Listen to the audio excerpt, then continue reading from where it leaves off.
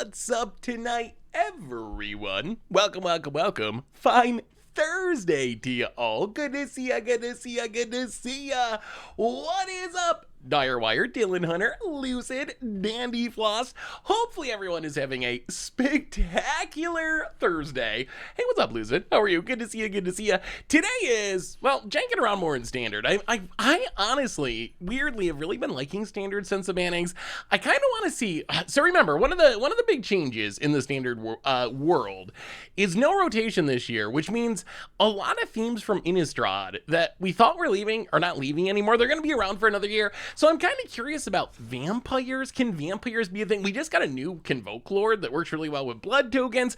So I think we're going to try some vampires, maybe some zombies, just because zombies, they got to play some more zombies. Seriously, Wizards. Zombies, I feel like they haven't been updated since Innistrad. I was trying to find new zombies to put in a zombie deck, and there's really hardly anything. There's a couple of Golgari ones, like the new Glissas, but they don't really work with Necro Duality anyway. But I love some Necro Duality, so maybe we do some zombieing. And there's also this deck I found from a classic Platinum Mythic rank player that's like Nissa, Awaken the Woods, Tet'Yova, Tribute to the World Tree, a wild pile of weird rampy shenanigans. So maybe we try that too, but I think we're starting with vampires. Just as importantly, today is also Commander Day for Lord of the Rings. This set just, oh boy, what a set. It just keeps going and going. But today's Commander Day. Hey, what's up, Cairo Spire? And also Scarecrow, good to see ya. So the Commander decks, you can find them over on mtggoldfish.com. The cards that are kind of ghosted out are the new cards that haven't updated yet. They will update as they come along. But these Commander decks, I'm kind of, every time they do the Universes Beyond Commander decks, I guess they've only done it twice so far, but it seems like they have, I don't know, the ability or permission to go further than they would for normal Commander decks, because there's Toxic Deluge just in this deck. That's a really chase expensive card. There's Combat Celebrant in this one, a bunch of other decent stuff, Herald's Horn, Door of Destinies. They even added a good land. There's a Rejuvenating Springs, one of the Commander lands. So it seems like they really just blow out the stops for these Universes Beyond Commander decks.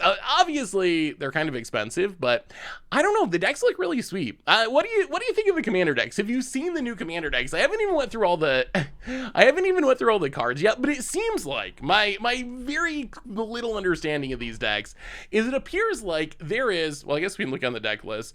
There is a food deck, like an Abzan food deck, led by Frodo and Sam, which makes sense.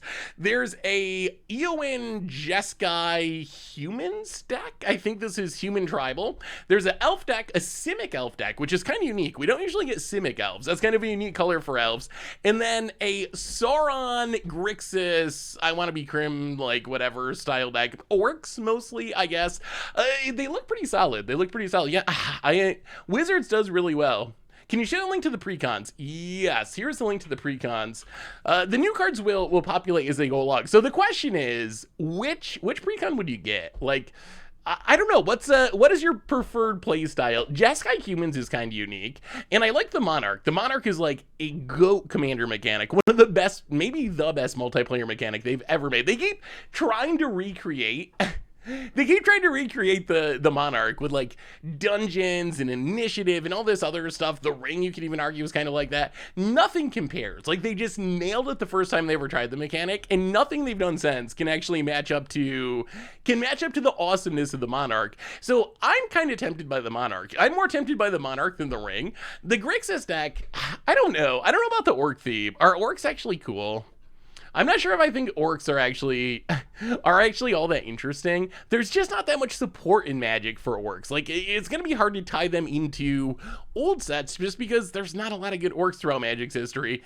Elves are a really iconic tribe, and I guess it fits the Lord of the Ring thing.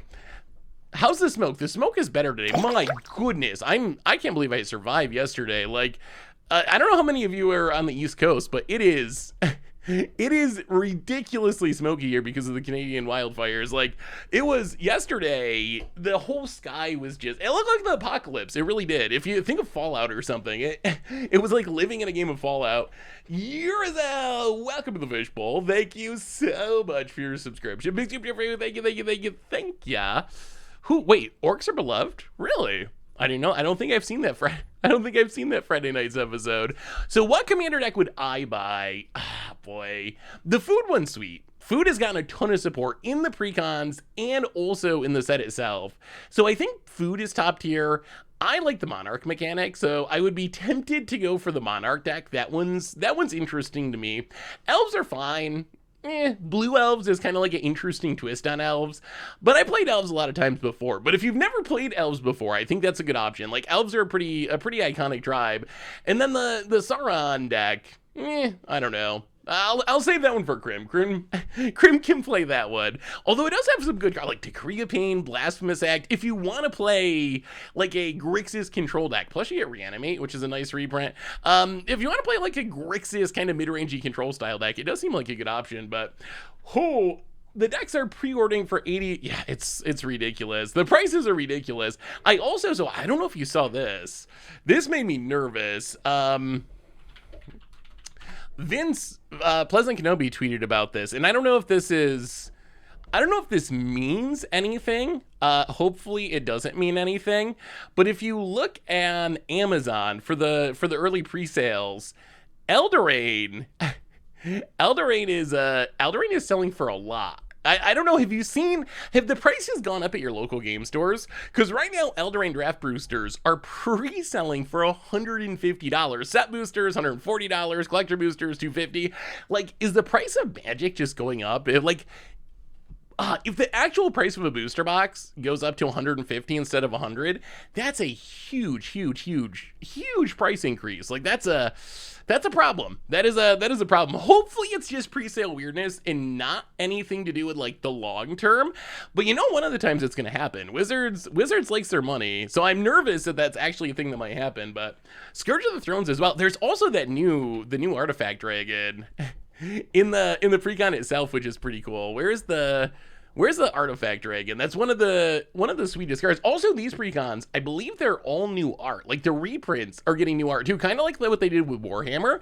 So you can play a Notion Thief or Hostage Shaker or whatever with Lord of the Rings theme art, Birds of Paradise, Swords to Plowshares, some really solid Magic cards that you would actually want in your commander decks. But now you can get like a cool new version of them with Lord of the Rings art if that's your thing. Where's this red dragon? Oh, right here, Cavern Horde Dragon, 9 mana, 6/6, but it costs X less to cast, where X is a greatest number of artifacts and opponent controls. So this could potentially be a 2 mana 6/6 in a game of Commander, like in the mid game. It's not that unlikely that with treasures and with mana rocks, it's going to get a big cost reduction. Flying Trample Haste. When it deals combat damage to a player, you create a treasure token for each artifact that player controls. That card might actually be really good. If your playgroup is an artifact heavy as a lot of playgroups, I feel like this could be a really solid Commander card. Also, love Rampaging War Mammoth. Like, the cycling on this, so good. 7 mana, 9/7, so huge. I guess it's an elephant with trample, but cycling for 3 mana and X, and when you cycle it, you get to blow up X artifacts. Relic of Sauron is like, it's like I think this is a mana rock that is worth it. It's like a Hedron Archive that you don't have to sack, and it makes colored mana. So I think Relic of Sauron, if you're in Grixis, is really good. So all around these commander decks are just so good. Yeah, the new birds art is really sweet. Burning Bush, welcome to the Fishbowl. Thank you so much for your subscription for the 23rd month. Big super cheer for you. Thank you. Where's the Corpse Appraiser? We're not actually in blue. We're Mardu. We're Mardu vampires in this deck. Although maybe we should be Grixis. Grixis though, we've already seen that. Grixis is 2-tier for us. This is Bardu though. I'm actually not sure the right build of vampires, but anyway, let's do our reminders and start playing some Magic. Can we talk about this as we go along? You love tribal decks? Well, good news tonight, because we're playing some tribal and standard. Replay YouTube. That's where you can find all the old streams, including this one in the future. Normal YouTube. Yesterday we did some 8 Flaying and Pioneer. Soul Flare is such a cool Magic card. I always have fun when we play Soul Flare decks. The hype train is running. Cardboard Samurai and Dimitri the Elf. Welcome to the Fishbowl. Thank you so much for your subscription. Big super cheer for you. Thank you. A reminder that our sponsor tonight's Card Kingdom, and if you need some magical cards, you can get them over at cardkingdom.com/empty-goldfish. If you get a free goldfish sticker, just let them know you want one in your order notes, and you can and they will hook you up. Plus, if you need some Lord of the Rings, but you don't want to buy a box for a ridiculous price, just get the singles. Actually, what are singles prices like? Are they ridiculous? I'm curious. Bowmaster's $32. That card's busted. People are like this card is like so absurd. It's probably more absurd than people realize. Like, think of what this card does. It's two mana. It's 2 mana. You get a 1/1, and imagine like just flashing this in response to something like Brainstorm. Not even the Dream. The Dream is, it's like, okay, someone casts a wheel. I flash this in.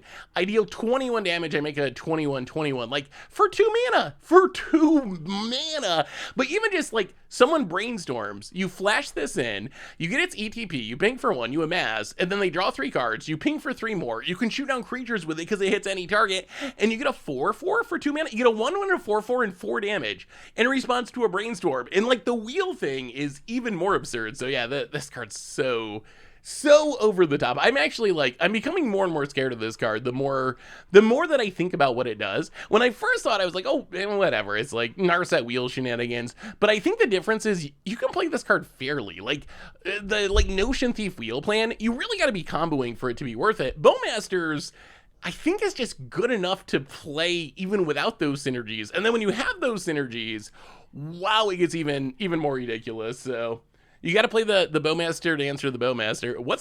Spiteful Banditry is the most expensive card at the moment. Suron. Oh, what do you think about this card? Is this card good? Glamdring. Whose sword is Glamdring in the book? Who is this? Is that Gandalf? I don't know. I don't know the lore of this card, but it's basically Runechanter's Pike, giving a creature +1/+0 in first strike for each instant sorcery in your graveyard. So in a Spellslinger deck, it's going to be giving like +10/+0 in first strike, but then when it hits, you get to cast an instant sorcery with mana value less than that damage, which should be pretty much anything for free. It's like one of the sweetest Spellslinger equipment we've seen in quite a while. It's sometimes hard to make equipment actually work in Spellslinger decks, but this one seems worth it. Like, if you're playing Spellslinger, you can get so much value out of that. Hey, what's up, Stone Raid? How are you? Anyway, I'm rambling on about Magic cards, but if you need cards, you can get them over at cardkingdom.com. Otherwise, merch page, tokens, t-shirts, payments, giveaways, more the stream and the channel and the site donations, always appreciated, never required. $2 or more gets your message read on stream. I don't know if being this set's Hull Breacher is a good thing, though. I agree with you. It is this set's Hull Breacher, but is that a good thing? Do we want more Hull Breachers? Also, what's the deal with Gandalf changing colors? Now that I'm a Lord of the Rings expert, I got all these questions. What's it like? So okay, so I watched the movie. Well, 1.5 of the 3 movies, but I start watching the movie. So Gandalf, you know the story of Gandalf. He gets in the fight with that like big demon thing, like the Balrog or whatever. So he gets in the fight with the Balrog. Apparently he didn't die though. He just went to like Magic Land or something, and then he reappeared, but he was a different color. He's been purified by the Balrog. I was very confused by what that actually meant. Yeah, kind of. Like, is that what it's supposed to be? Like, rose from the dead? It's like a Jesus thing? He levels up, the Balrog levels him up. So in the Balrog, just so because we have all these cards, that's one of the weird things about this Lord of the Rings set. Like, characters have so many cards. There's like so many Gandalfs, there's so many Saurons. The Balrog is not the Balrog or Balrog, right? There's a whole bunch of them. It's not like just one of them. There's a whole bunch of them, and he just ran into one of them.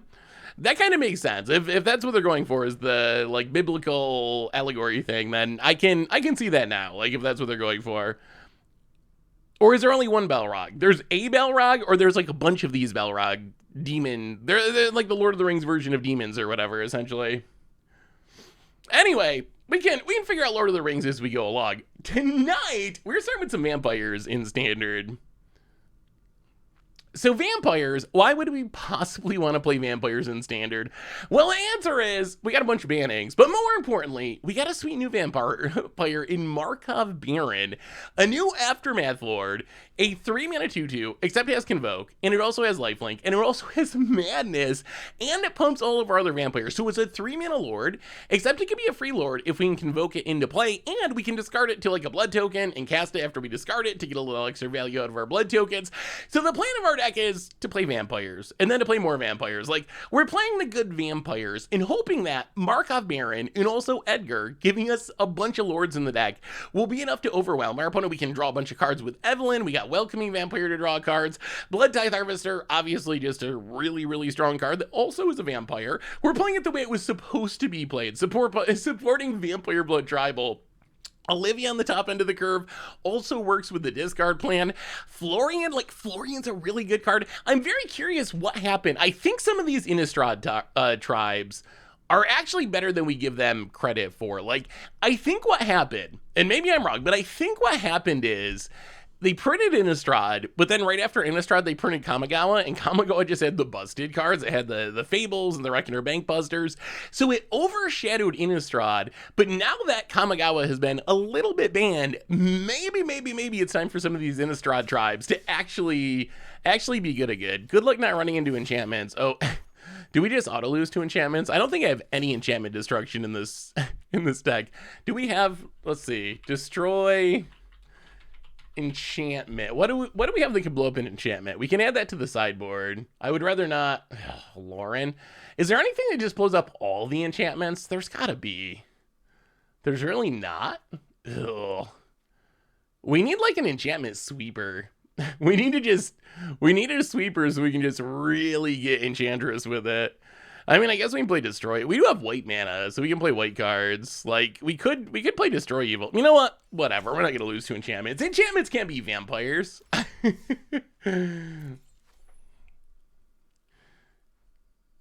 Bane of Progress. I know, we need a back to nature. Send them back to nature. So how's everyone days been? How's everyone been doing? Oh, I have a cat question. Y'all know more about cats than I do. What does it mean when your cat is meowing more than normal? Does that mean anything? I don't know what's, but normally Cece meows to get food, and she likes her food, so she's always meowing for food. But I feel like the last 2 or 3 days, I don't know if she's just in a meowing mood, but like she's meowing more than she normally does. Could mean many things. There's no one answer. Cats are so complicated.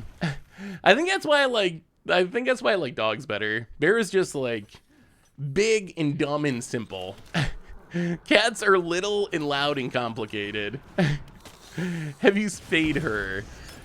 She is hopefully spayed. When I took her to the vet, so I didn't have her when she was she appeared when she was already like over a year old. So I took her to the vets, and the vet said they thought that she had been spayed, but I would know for sure at some point this spring if she went into heat. Bear is actually like sleeping right next to me. He's inches away. I'll see. I might be able to get him on stream if he wakes up. We'll see if he wakes up. He was just out playing with his little puppy Fred, so he's worn out.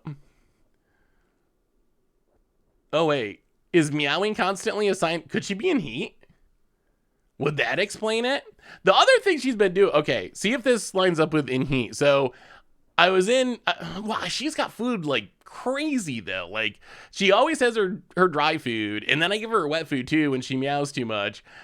There was some of it. Okay, so here's some more clues for this.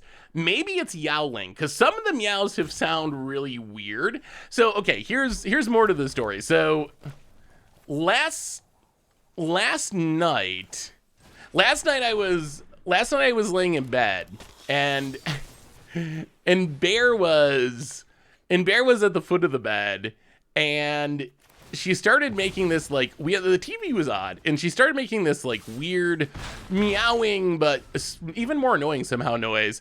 And Bear like didn't know what it was, must be, and he just took off and like ran out there because he must have thought something was up, something was the matter. And he came back in after a few minutes, and then he came back in and she started doing it again, this like weird just meowing and maybe yowling. And then I walked out and she was in the bathroom, just like standing in the bathtub, which I've never seen before, just meowing. And then today she started meowing, and there was like a reusable shopping bag, since she can't use plastic bags anymore, but there was like a reusable shopping bag on the floor, and she was like curled up inside the shopping bag, which I've never seen her inside. She did hide in the couch for a while, but is this like, is she going to heat? Is that what's going on? Oh my god. Oh no. Oh no. Why didn't you warn me, chat? 100% heat? Oh no. Haunted house? Yeah, the house is only like 25 years old, so hopefully it's not enough time to be truly haunted. Oh, so I gotta take her in to get fixed? I was hoping the vet was right and she was already fixed, but apparently Oh, that's awkward. Huh. I guess I was hoping to do it this way so then we could play a land that we hit off of Florian, but instead we don't get to do anything. Maybe we should have just played, I guess we should have just played Edgar and swung. Oh boy. Okay. Well, to the vets it is, I guess. Oh, I was hoping they were right. She was already done.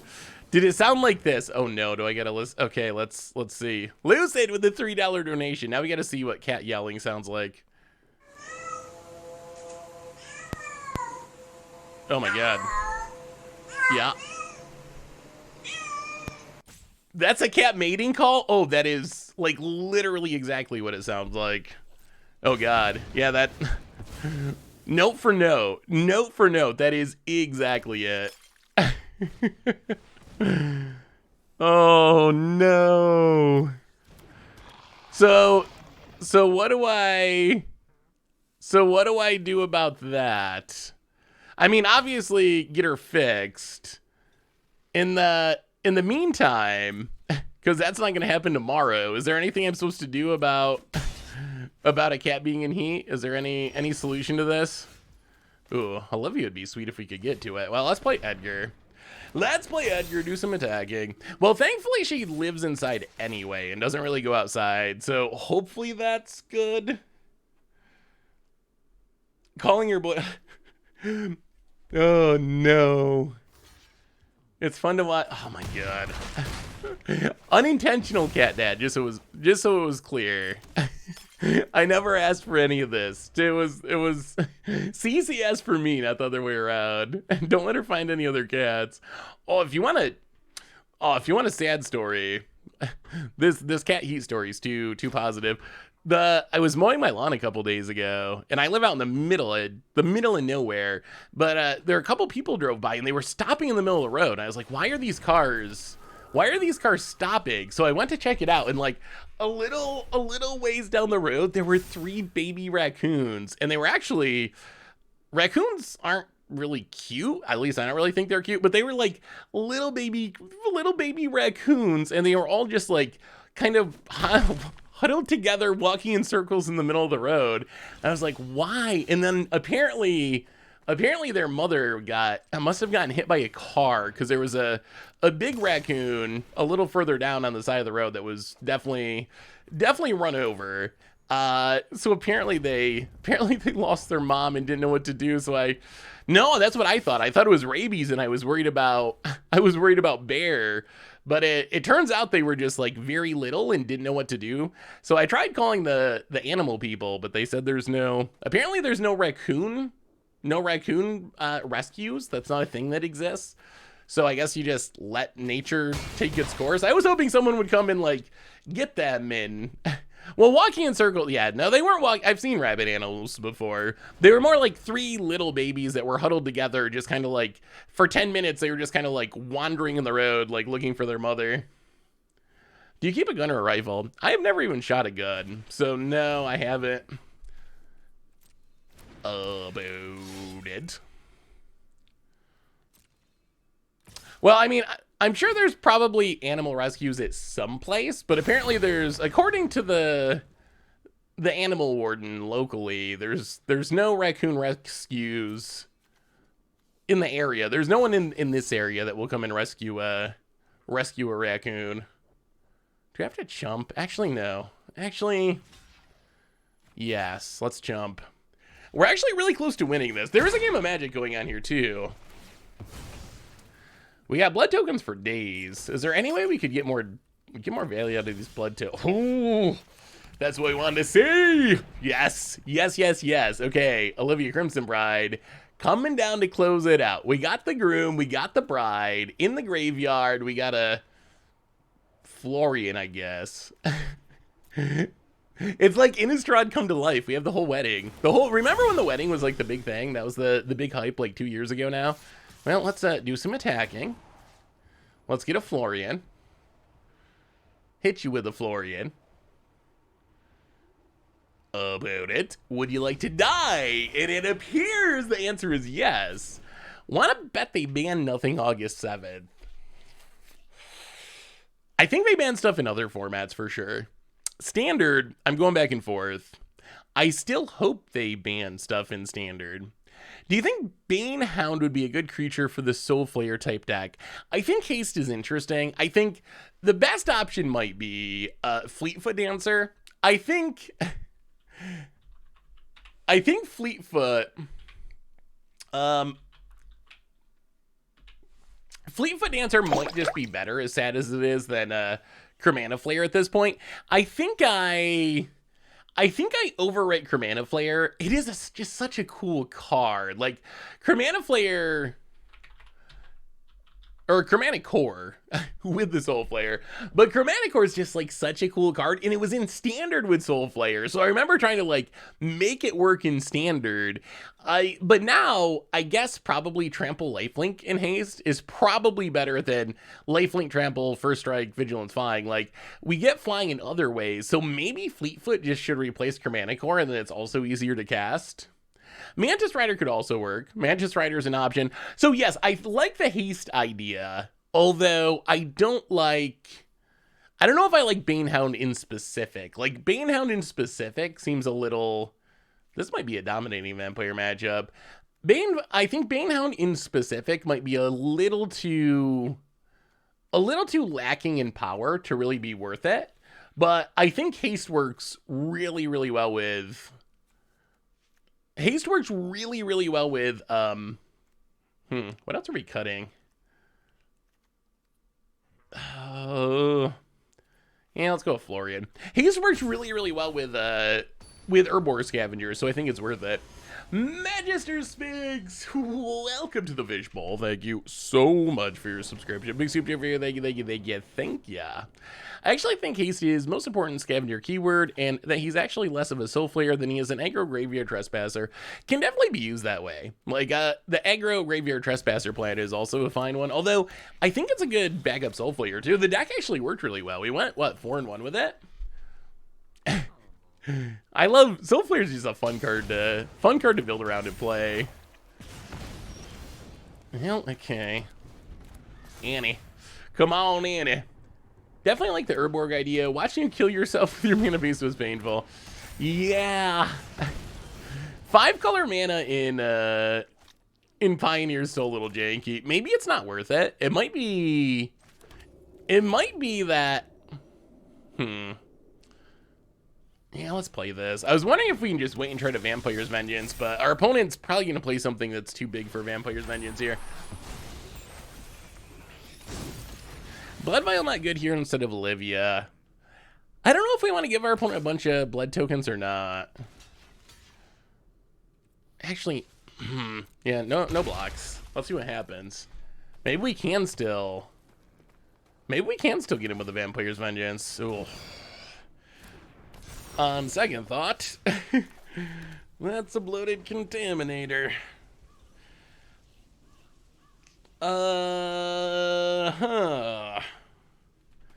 So, about that.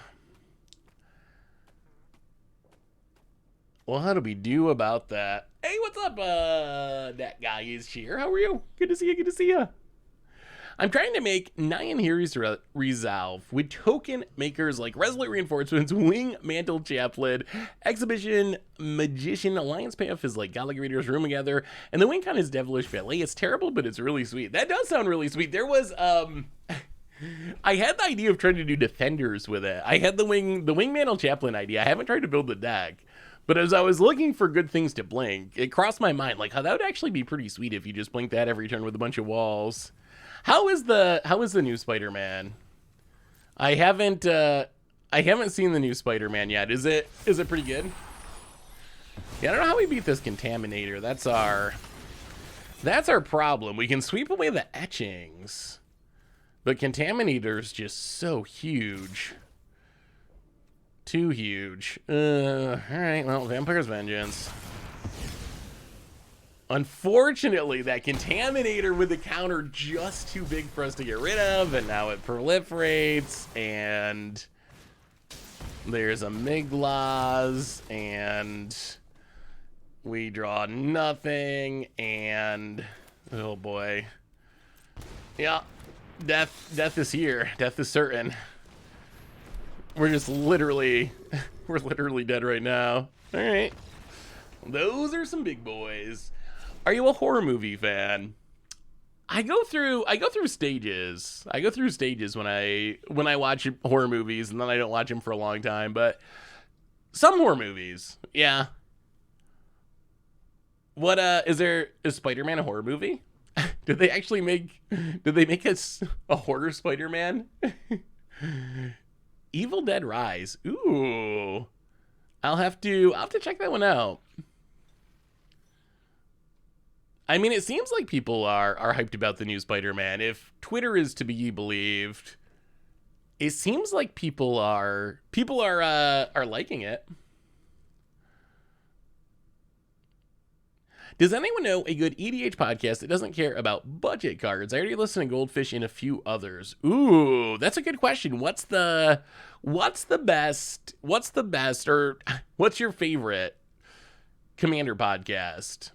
So we have the Goldfish podcast. I know Game Nights does a podcast. I know Playing with Power does a podcast, right? Or is it Playing with Power? One of the big CDH crews has a podcast. Who else? EDH Recast is pretty good.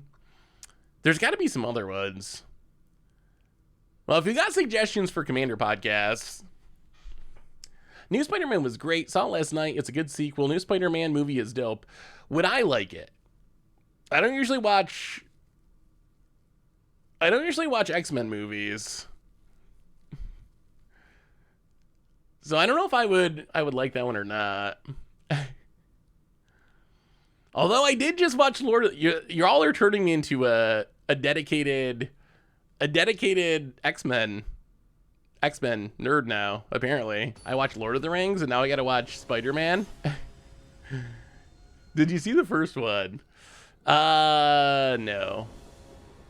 I don't think I've ever watched a Spider-Man movie. Wow, that's a lot of lands. I mean, I've seen like bits and pieces in various places because it's a pretty big movie, but I've never actually, well, Edgar to the bottom. Here goes nothing. We'll dare epic here. Go. Untap land would be fine. Pass the turret. How much of Lord of the Rings did you see? I made it almost through the first two movies. I made it through the whole first movie, fast forwarding through the long walking scenes, and most of the second movie.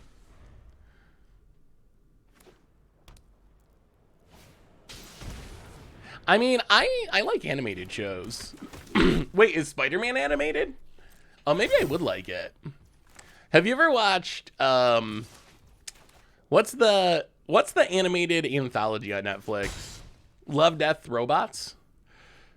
I thought Love, Death, Robots was pretty good. But I mean, it's an anthology, so I guess it's like kind of hit or miss. But the good Love, Death, Robots I thought were really good. The best of them I really enjoyed.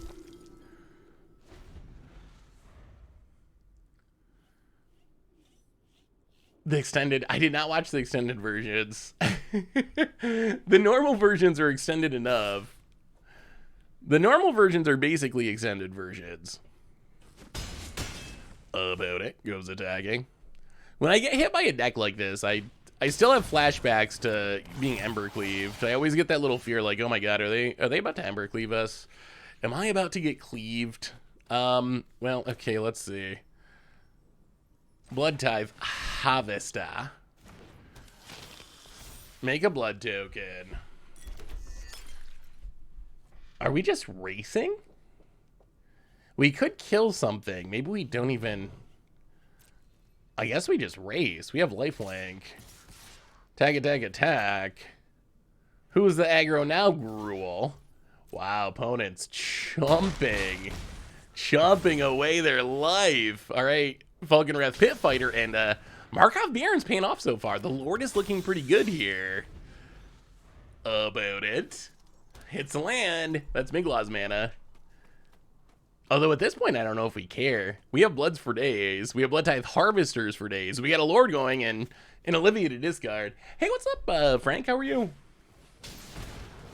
Opponent, Bloated Contaminator. And passes.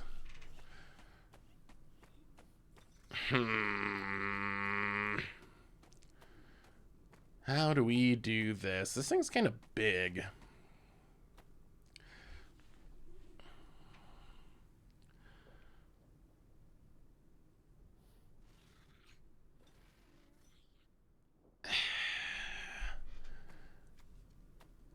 I don't know what we do now. This is a very awkward situation. So we can snipe stuff, but we can't attack much. I mean, all right, kill Contaminator. I think we got to do that.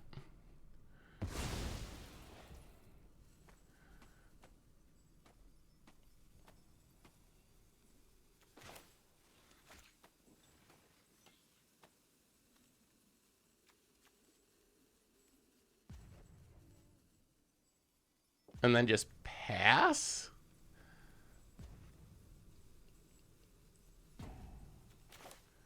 Play the land. You know what, let's kill the adaptive. I don't know if this is right or not. Get in with the Pit Fighter.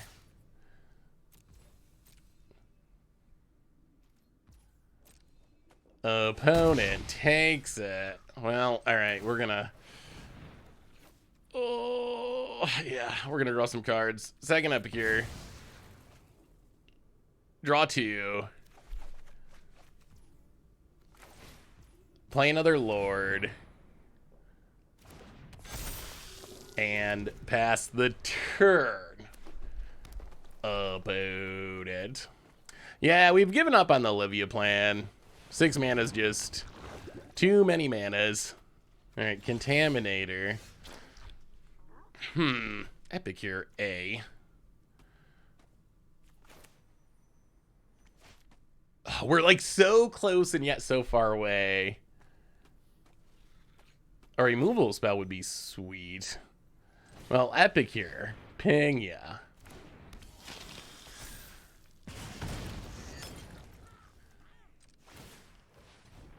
Discard the land. Draw a land.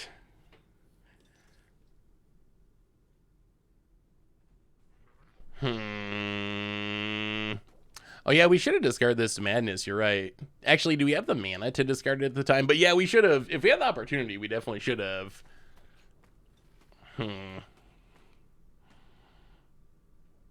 Do we sack the Epicure to draw cards?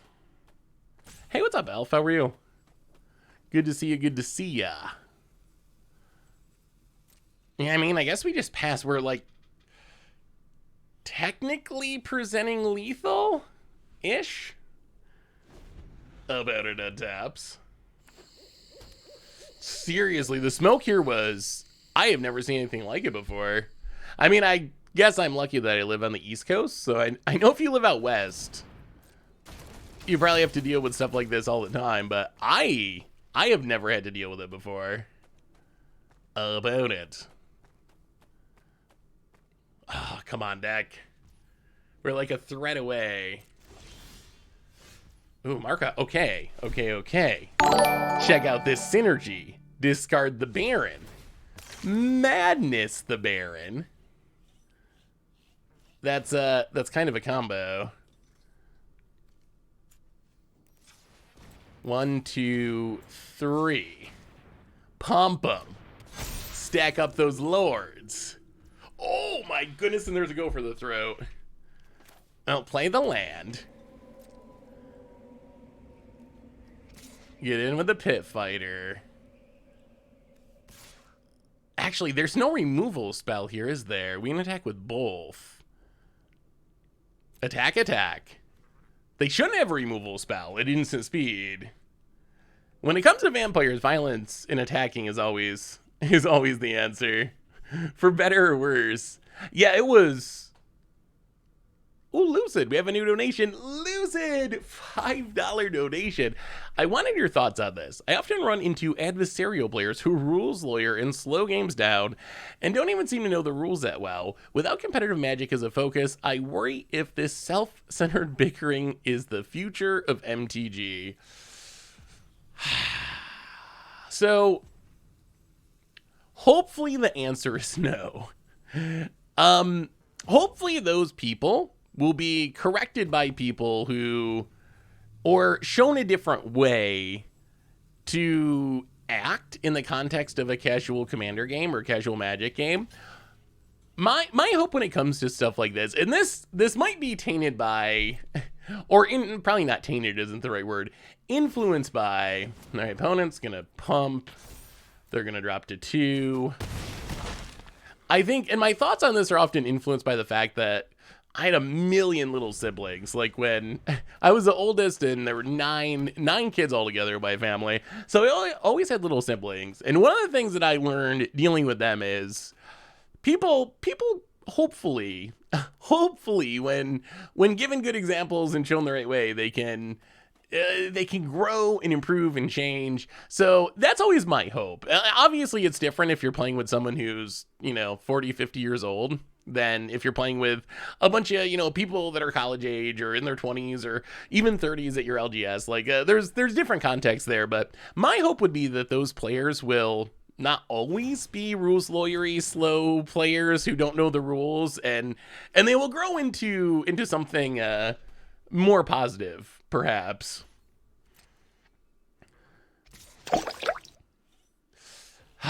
Yeah, and maybe it depends partly on the area as well. Really? Is there a way we die here? We take 8. I don't want to block. Yeah. Sure, bring it. Bring it. We're not dying, right? If we die, don't Emmerich leave us.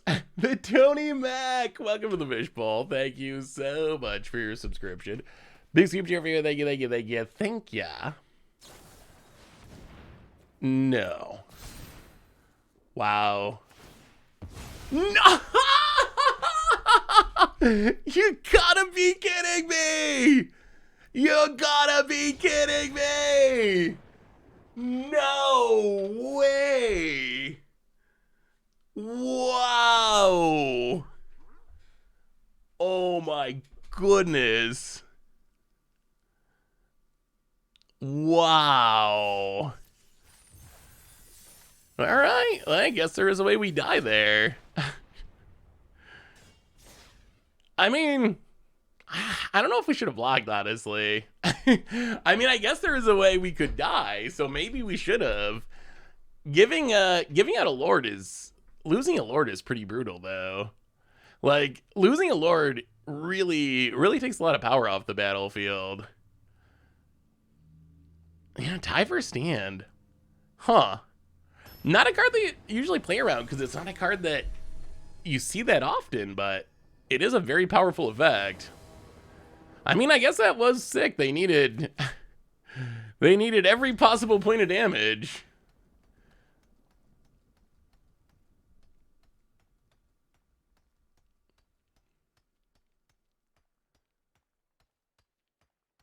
Yeah, I guess that's true. With them being at 2, yeah.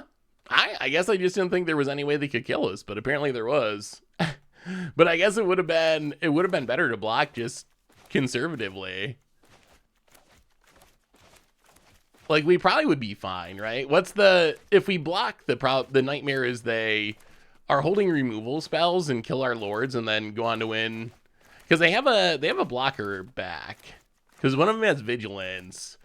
So if we trade a lord in combat and then they're holding like a removal spell or 2, they probably win that way.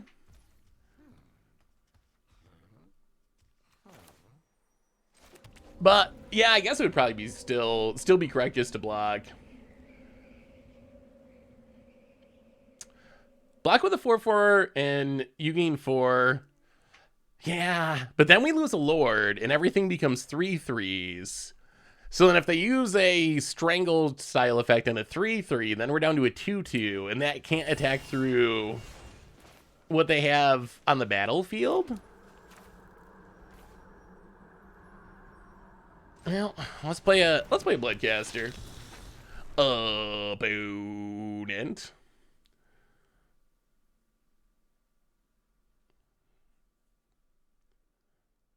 They could have pumped Miglas and Lightning Striked.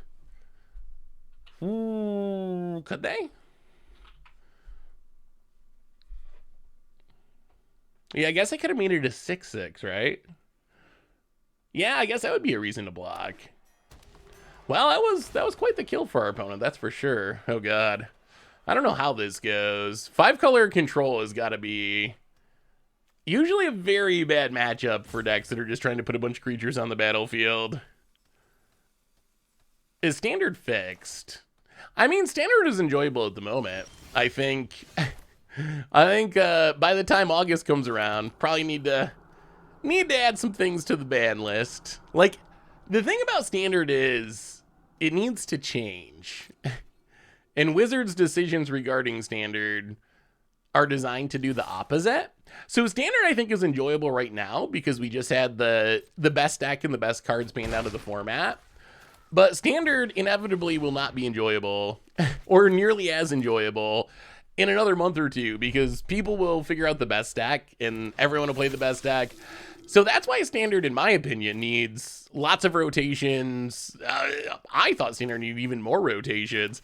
I think Standard needs to constantly be changing to be an enjoyable format. So I think we're in a really good spot in Standard right now just because we're in the new Standard format. But but I think they need to.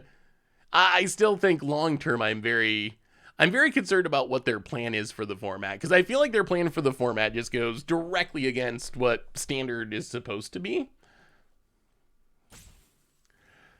And I mean, I guess we'll see. It's been what, a week and a half since bannings? I don't even think it's been 2 weeks since the bannings. If you look at the tournament results, they're okay. Esper, I think, is the most played deck, but not to an extent that's at this point problematic, but it is the most played deck. We'll see if that is a deck that continues to gain players and metagame share, or if it's we mean Florian. I guess we just Florian. I feel like this is all leading to a Sunfall, which is not great.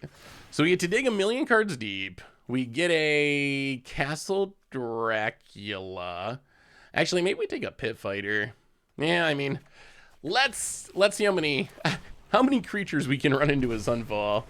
I mean, it is a free creature, and we're off to a fast start. Like, we're presenting lethal-ish with this Edgar, if our opponent doesn't have anything, which, that's a big if.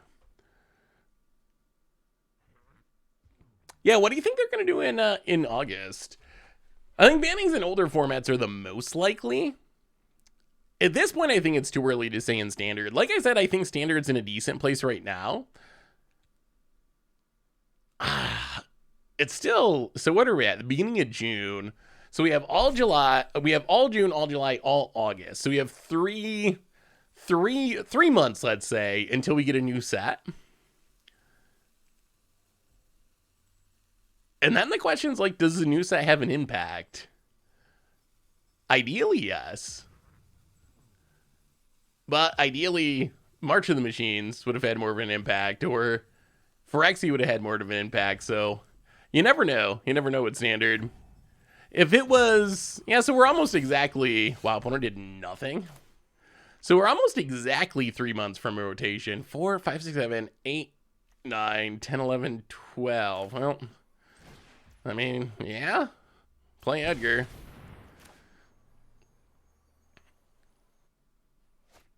And is our opponent salting out? Did they miss a land drop in salt and they're gonna leyline? About it. Okay, leyline.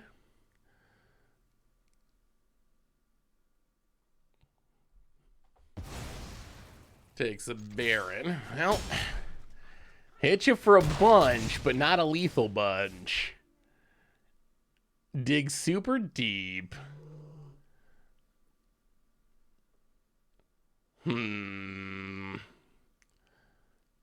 So I guess we have to take a land.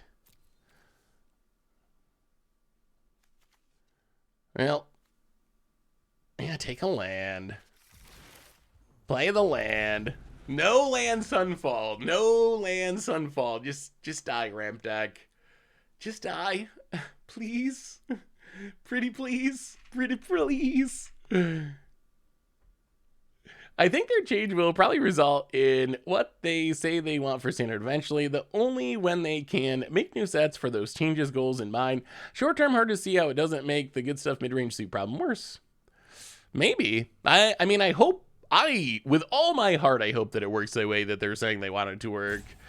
I don't have nearly as much faith as they do. I think it's being a modern player.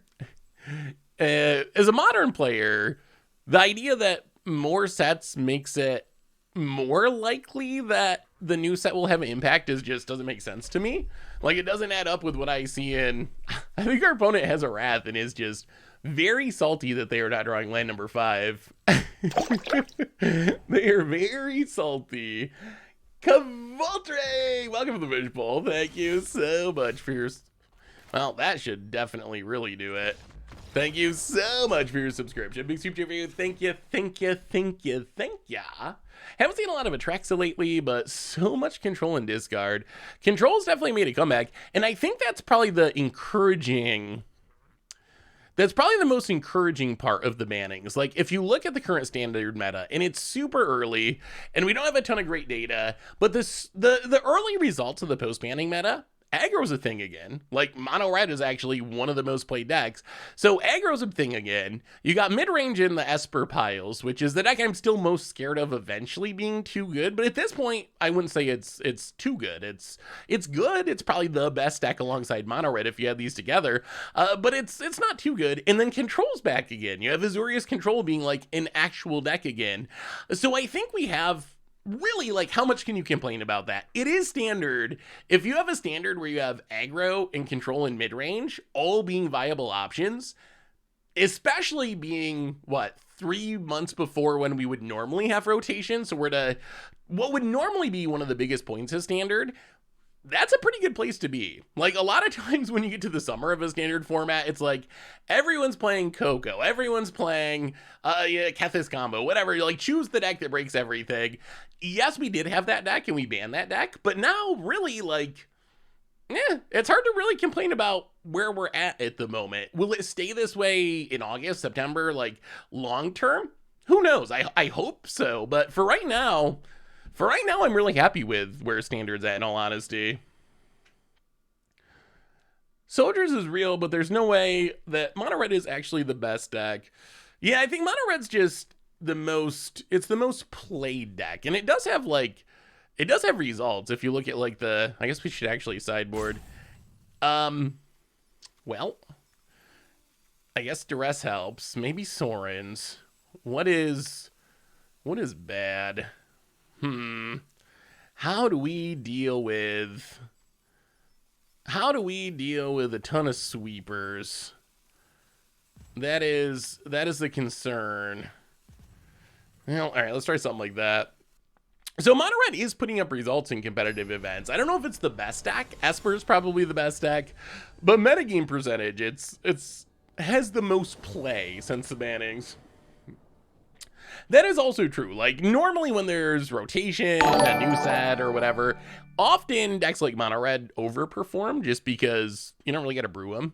Like, they're pretty easy. Plus, if other people are trying new things and playing like clunky strategies or suboptimal strategies, decks like mono red really good at punishing those decks. That's kind of one of the biggest strengths, I would say, of an archetype like mono red. You can just punish the person that stumbles with their brew. We have a new donation from Shards of the Goddess, $3 donation. Your Gideon deification deck inspired me to make the saltiest Oathbreaker deck I've ever made. Don't have a playgroup, but I think this deck is sweet. Ooh, let me see, Shards. Well, our opponent's still... Man, maybe they have bad internet. I was thinking they were being salty, but let's see. Ooh, Gideon. Oh wow, Gideon and Light Tutor seems brutal. You can get so many locks being able to tutor up artifacts and enchantments repeatedly. Yeah, that looks miserable, and I love it. That's a really cool take on it. Has anyone been playing Oathbreaker? I wonder, is Oathbreaker in the process of catching on, or is it just kind of where it was before? Yeah, I don't usually use Moxfield. I use Goldfish, so I don't think I actually am signed into an account or anything on Moxfield to set up dark mode. How's Oathbreaker been, Mother Frogger?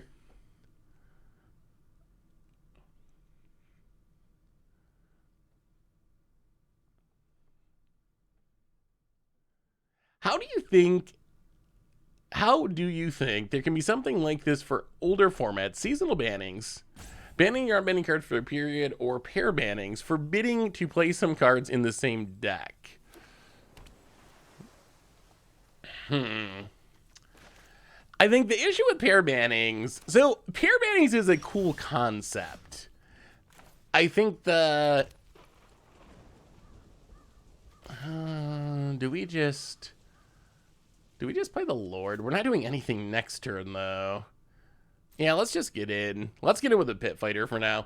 I think so. I see upsides and downsides with pair bannings.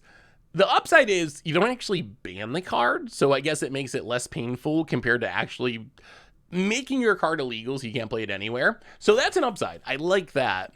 On the other hand, I would say the downside is it's kind of complicated, especially for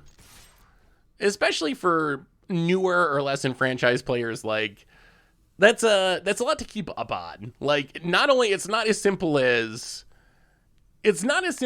oh, this card is legal or illegal. It's like, oh, depending on what's in the rest of your deck, that's kind of hard to like keep track of. So I would be surprised if they ever did that officially, but I can see the potential upside to it.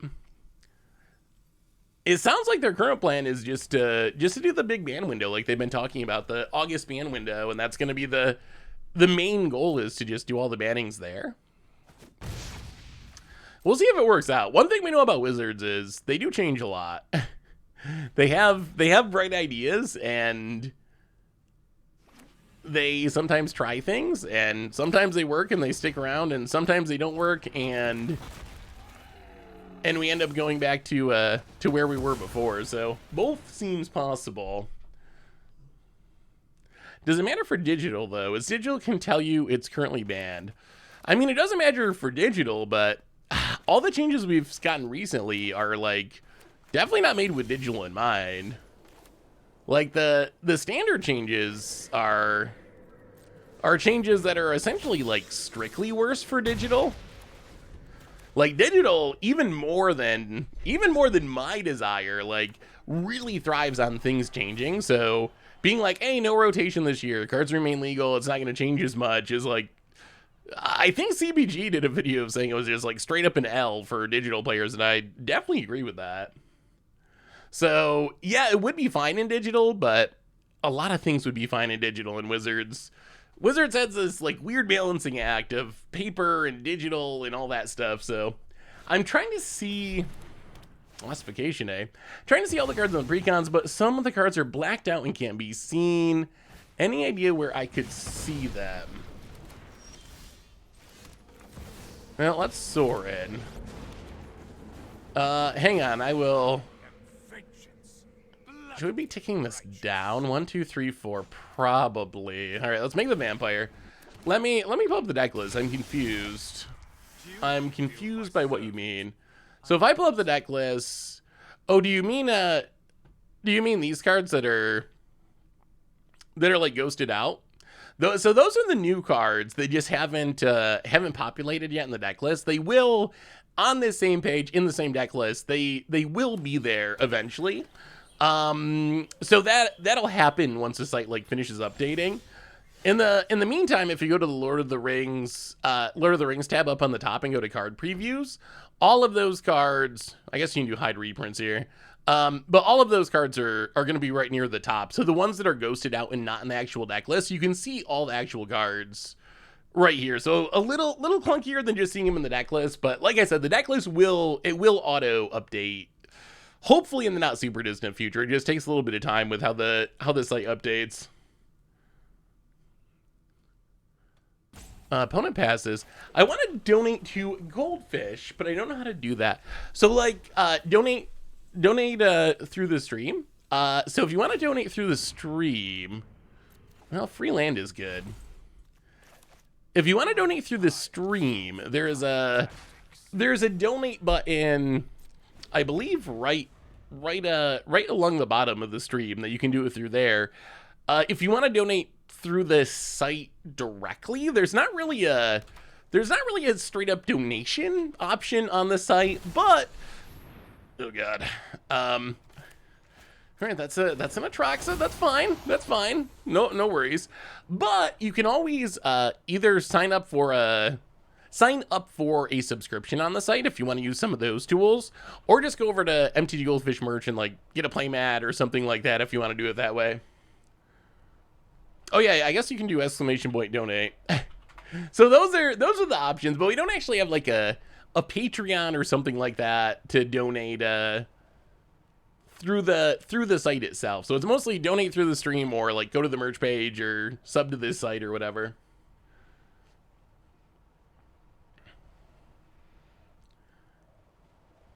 There was a big complaint thing on the Arena subreddit about Crucix.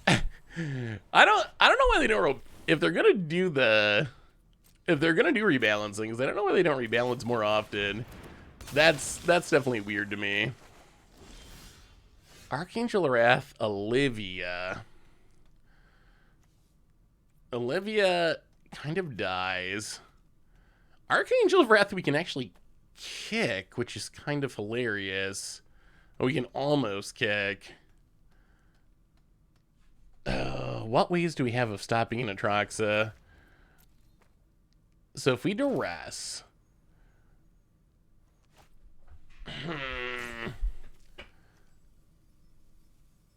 Okay, let's take down for a vampire. Trigger Olivia. Or trigger Evelyn. Oh! Okay. Wait, does this need Evelyn to remain on the battlefield? Oh, we're so close. Okay, duress you. Landline binding, Sunfall, herd migration. All right, take the landline binding.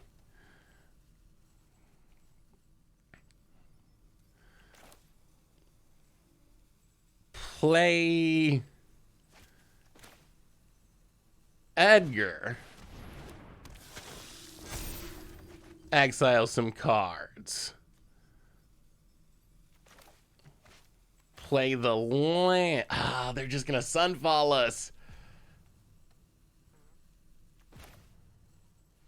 They are gonna Sunfall us. How do we avoid this? Can we avoid this?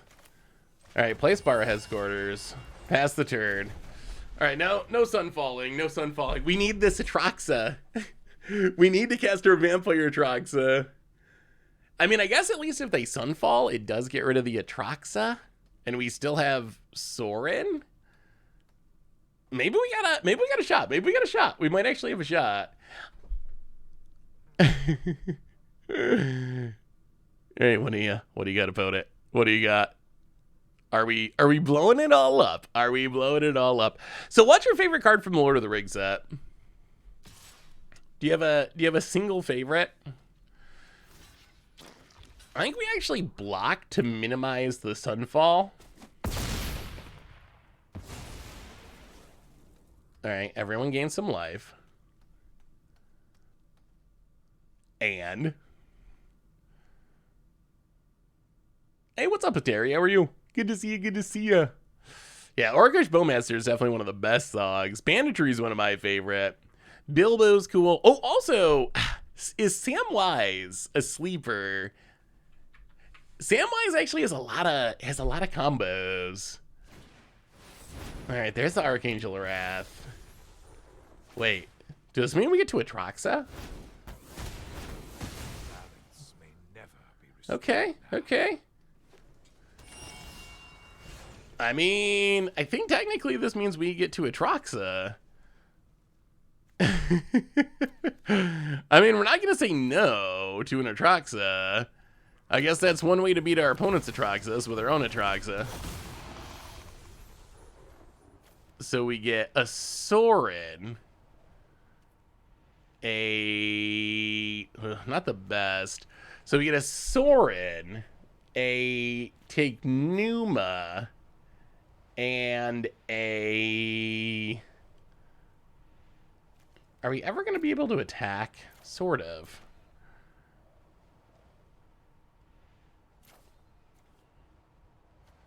Yeah, let's take Florian. Alright, well, here you go, opponent. Atrox is all around. Atrox is all around. Mirkwood Bat seems really good in Pauper. I'm actually, like, surprised that's a... I'm surprised that's a common. Oh, this Samwise. So this Samwise, I know I've been hyped about, like, the Token Factory Lanish shenanigans that we've played a few times in the past. It also just goes pretty infinite with Cauldron Familiar shenanigans. Like, if you have Cauldron Familiar in a sacrifice outlet, in the you can play the Cauldron Familiar, drain your opponent, and then get a food token, and then use like Viserys or whatever to sacrifice the Cauldron Familiar, sack the food, get it back. That's gonna make a food token with Samwise, so you just get infinite damage with that setup. So that could be a thing that we see. Maybe we see Cat Oven shenanigans make it back to modern thanks to Samwise. How upset would you be? Is this gonna bother anyone? Let's say, and I'm not saying this is going to happen because Modern Horizons is busted, but let's say 6 months from now, we go to the metagame page and we go to Modern, and like the number one deck, it's not Murktide Regent, it's not the stupid monkey, it's not Hammer Time, it's like Samwise combo. Like that's a thing that theoretically could happen. I don't think it's likely because they didn't push the power level super hard, but it's not impossible. It's not impossible that that's the world that we end up in. Yeah, we're gonna, now the spoiler season is almost over. We're gonna switch over to Untap to have an overlay that's more updated, unfortunately, as much as I appreciate all the work that the overlay did. It's just not, it doesn't update anymore the way it used to. It used to be very good at updates, but now Cardboard Live is much slower. Hey Seth, just want to thank you and the rest of the team for all the effort you put into create quality MTG content. Love everything you put out. Hey, well, thank you, Zesty Dragon. Thank you for swinging by the stream and for the kind words. Ooh, all right, opponent herd migrates. Well, that's kind of frightening. So now what? Well, let's play Florian. Exile some cards.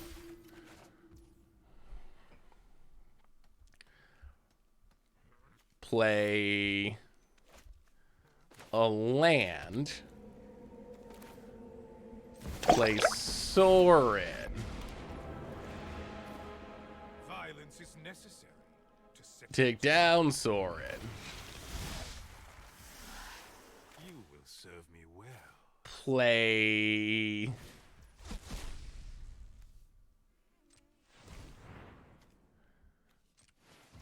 oh boy, we're gonna get so wrath. Play Markov Baron. Hit you with the life linker. No, we finally found a go for the throat. We played a land already, right? I think we played a land. All right, pass the turn. I mean, the deck's working. I don't know what happens once the Sunfall comes down, but the deck is working. It is actually working. Opponent's gonna make a million that we can't deal with, and we're gonna lose all of these lovely cards that we've exiled to Evelyn, but Unseen Spectre! Welcome to the Vage Ball. Thank you so much for your subscription. Big super cheer for you. Thank you. I'm doing well. How are you tonight, Unseen Spectre? For the 73rd month. Thank you. Oh, did you see? I need your. How many of you play Commander? How many? Raise hands. How many of you actually play Commander? Opponent with a big attack at the Sorin. Well, we need to get some things off the battlefield to minimize the size of this Sunfall. Well, you block that. You Block that. You block that. Stuff's gonna die, but we need stuff to die because the Sunfall is gonna be absolutely brutal. Yes, I return. About it. Oh, depressing. Depressing times. Depressing times. Oh, we had so many Evelyn cards. So here's the question. I saw this. Who was it? It might have been Martin Hughes on Twitter. Was suggesting that there be a Commander Pro Tour. What do you think of that idea? Is that so? I guess question one. Let's say there was a Commander Pro Tour. Would you watch it? Would you be more likely to watch it than a standard or modern or whatever they're doing now Pro Tour? So that's the first question. How do we beat the biggest,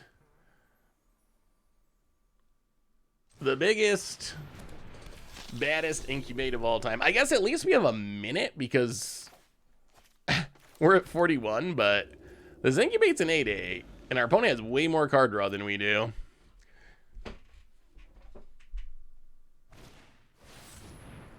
Archangel of Wrath. I mean, the second question I had was, would it be good or bad for Commander?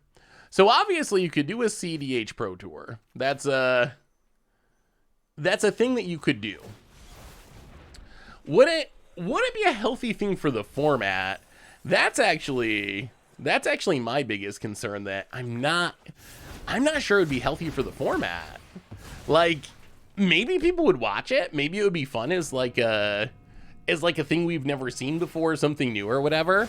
But I actually think it would probably be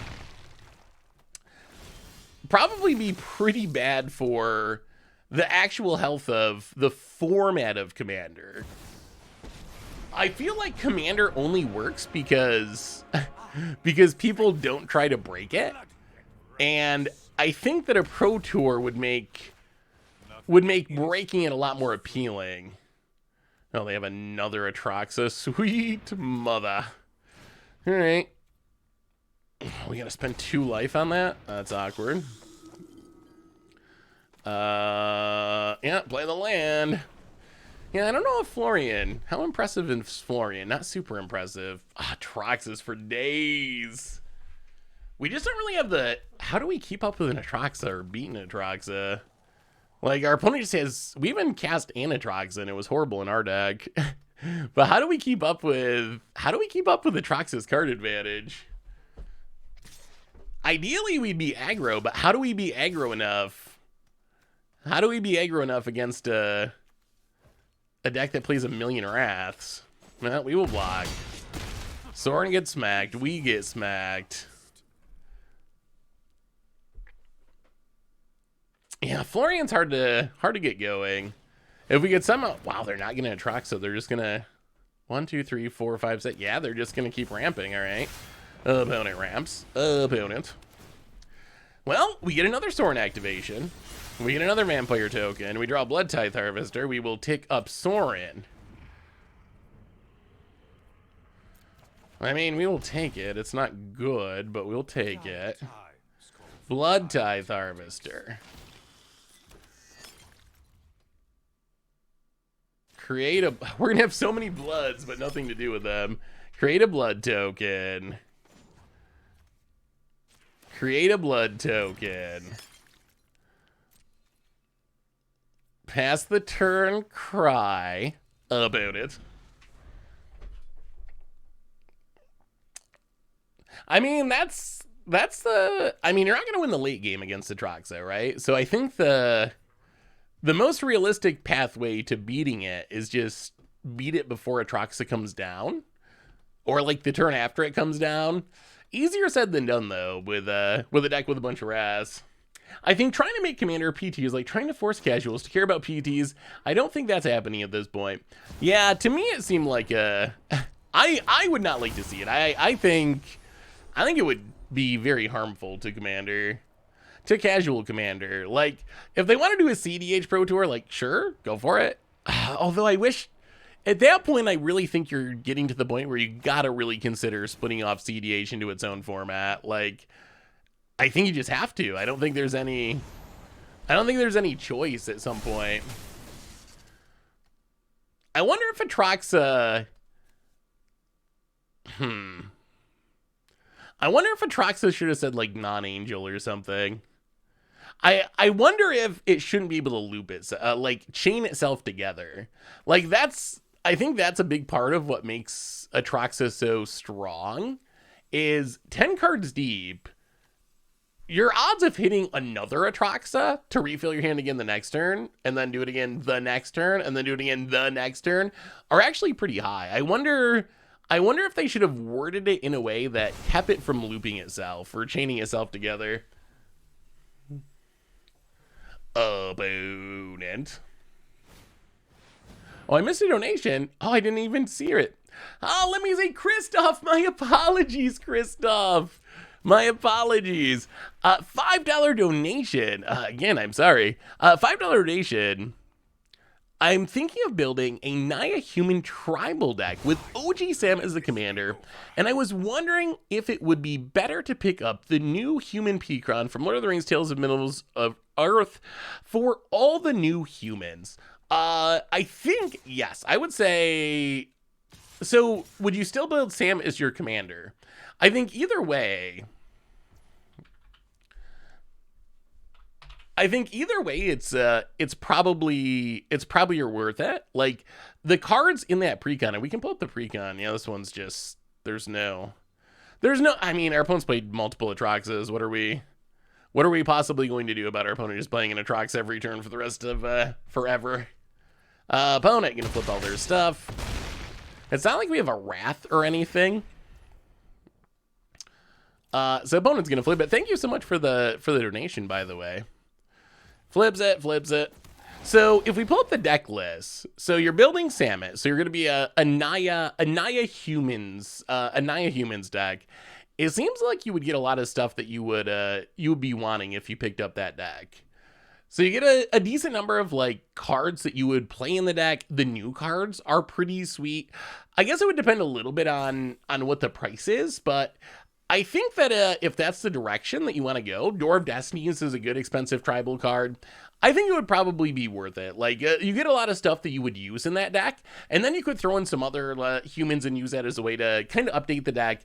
You're not going to get much use out of the blue cards, I guess, if you're playing Samet Voice of Dissent, but still, I think it would probably be worth picking up the precon if you can get it at a decent price. Yeah, race seems cool. About it.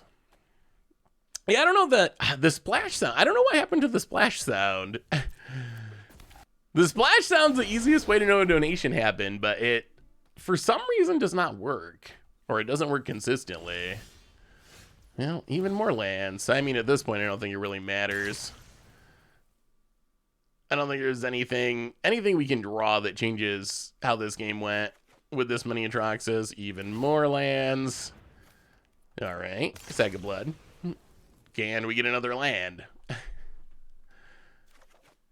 Blood Tithe, Harvesta. All right. Sure. Golgari Golem. Yeah, Golgari Golem looks fun. Although, I don't like that it... I don't know if I like that it mills your opponent. I like the land stealing. Like, the repeatable ramping seems nice. But the milling your opponent... It's a little sort of body and mind-ish. It's nice if you hit Belcher and win the game. There are matchups where it can just win. I think it's definitely a cool card. Normally, though, you just don't want to fill your opponent's graveyard. I think it's a drawback. It would be a stronger card, I think, if it was reveal cards to hit a land, put the rest on the bottom or whatever. Why did Metamorphic Alteration price spike? It's got to be Archfiend of the Draws. People have been talking about an Archfiend of the Draws combo. We haven't played it yet, although I hope we do in the near future. But if your opponent has a creature and you have an Archfiend of the Dross, you can use Alteration. This is a fine hand. I don't know if this is a beat an Atraxa style hand, but it is Those are some good vampires. We got some good vampires. It's yeah, if you have alteration in an archfiend, you play the alteration, turn one of your opponent's creatures into an archfiend with no counters, and then they end up dying on their upkeep because they can't remove the counters to archfiend. Actually pretty funny. I don't think it'll be good, but I have a strong urge for Smeagol in some sort of historic Sultai Mill. Yeah, oh, Sultai Mill actually sounds kind of spicy. Like Sultai Mill aristocrats. That could work, maybe. It would be fun at least.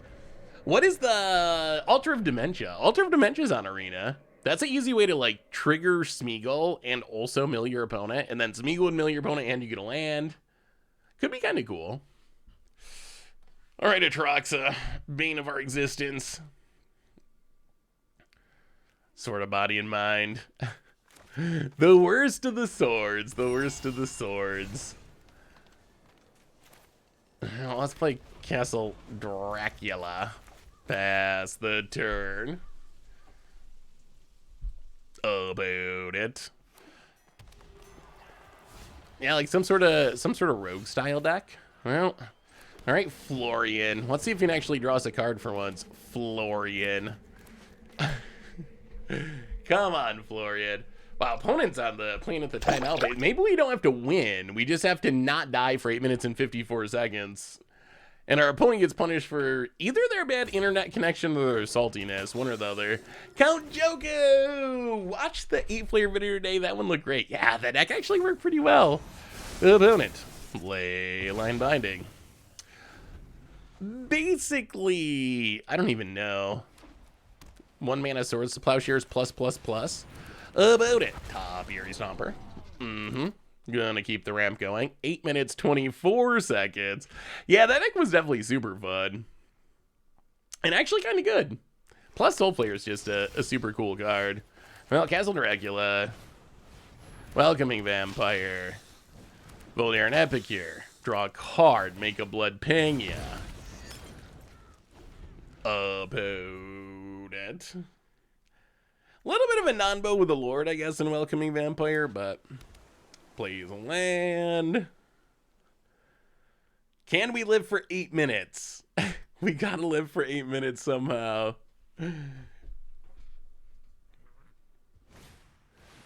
Topiary Stomper. Oh, God. Oh, God.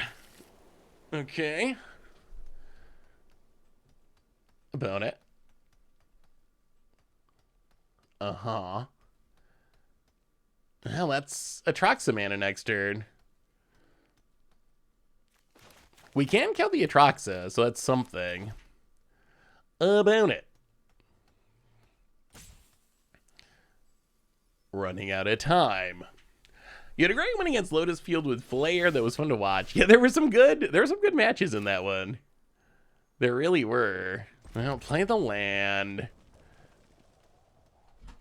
1, 2, 3, 4, 5, 6. Well, play Baron. Draw a card. No Convoke.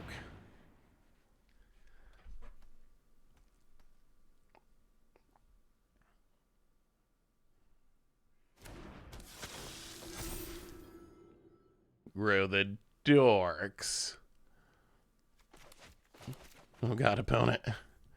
Oh, God. All right, go to combat, hit ya. What about a flash deck with Takasia's Welcome and Welcoming Vampire? Think of all the cards we would draw. I hope the arena version of the combo works faster than the Moto one. Attack, attack. Wait, the arena version of what combo? Oh, Lotus Field? Yeah. Maybe. I wonder. Maybe Auto Tapper would speed it up. I guess that's not impossible. Although at the same time, you're probably gonna have a lot of people that have no idea what they're doing. That'll probably make it slower. I think the other concern will be, will it be a timeout deck on Arena? It might be.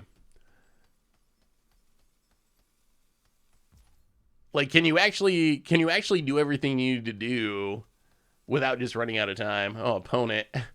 We don't even want to win by clock, but it's seeming like that might be likely at this point. Since our opponent is really using every second. Well, how about a Blood Tithe Harvester? Your go, opponent. I just realized they haven't put Soul Flayer on Arena. And the only thing that makes sense, and correct me if I'm wrong, there's no Delve cards on Arena, right? At this point, the only thing that makes sense is they just don't, they're too lazy, too busy to actually program Delve. Because a lot of the big cards we're missing for Pioneer, like Dig Through Time, Treasure Cruise, Tassiger, Gurmag Angler, like they're cards that have the Delve mechanic. So it's odd to me. It's odd to me that they wouldn't actually do it. Well, let's play an Epicure. Draw a card. Make a blood. Snipe ya. Harvester. Kill the Archangel. Hit you with the Welcoming Vampire. Edgar. Play the land past the turn. Come on. Oh! Does that mean they top decked it? Does that mean our opponent just top decked the Atraxa? Leyline Binding, Angel, Herd Migration, Sunfall, an unbeatable pile of busted cards. No. Wait, is there a Delve card on Arena? Is there?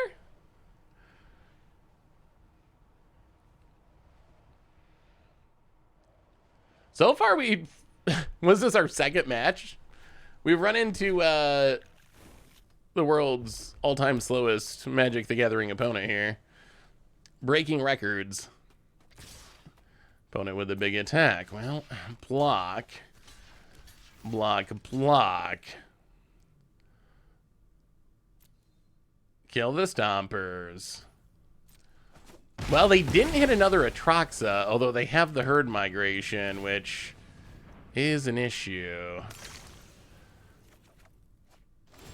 Well, token, draw.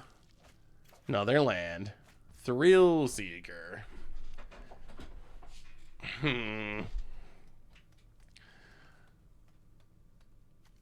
okay. So we gotta kill the Atraxa.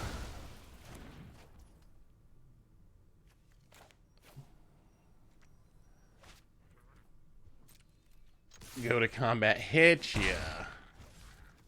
Pit Fighter.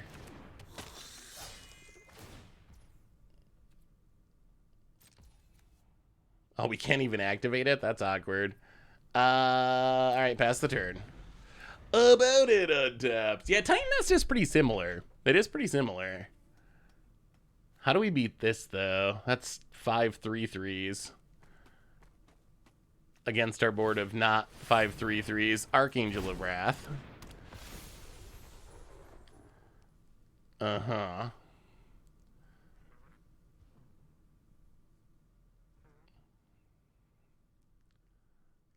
Uh-huh.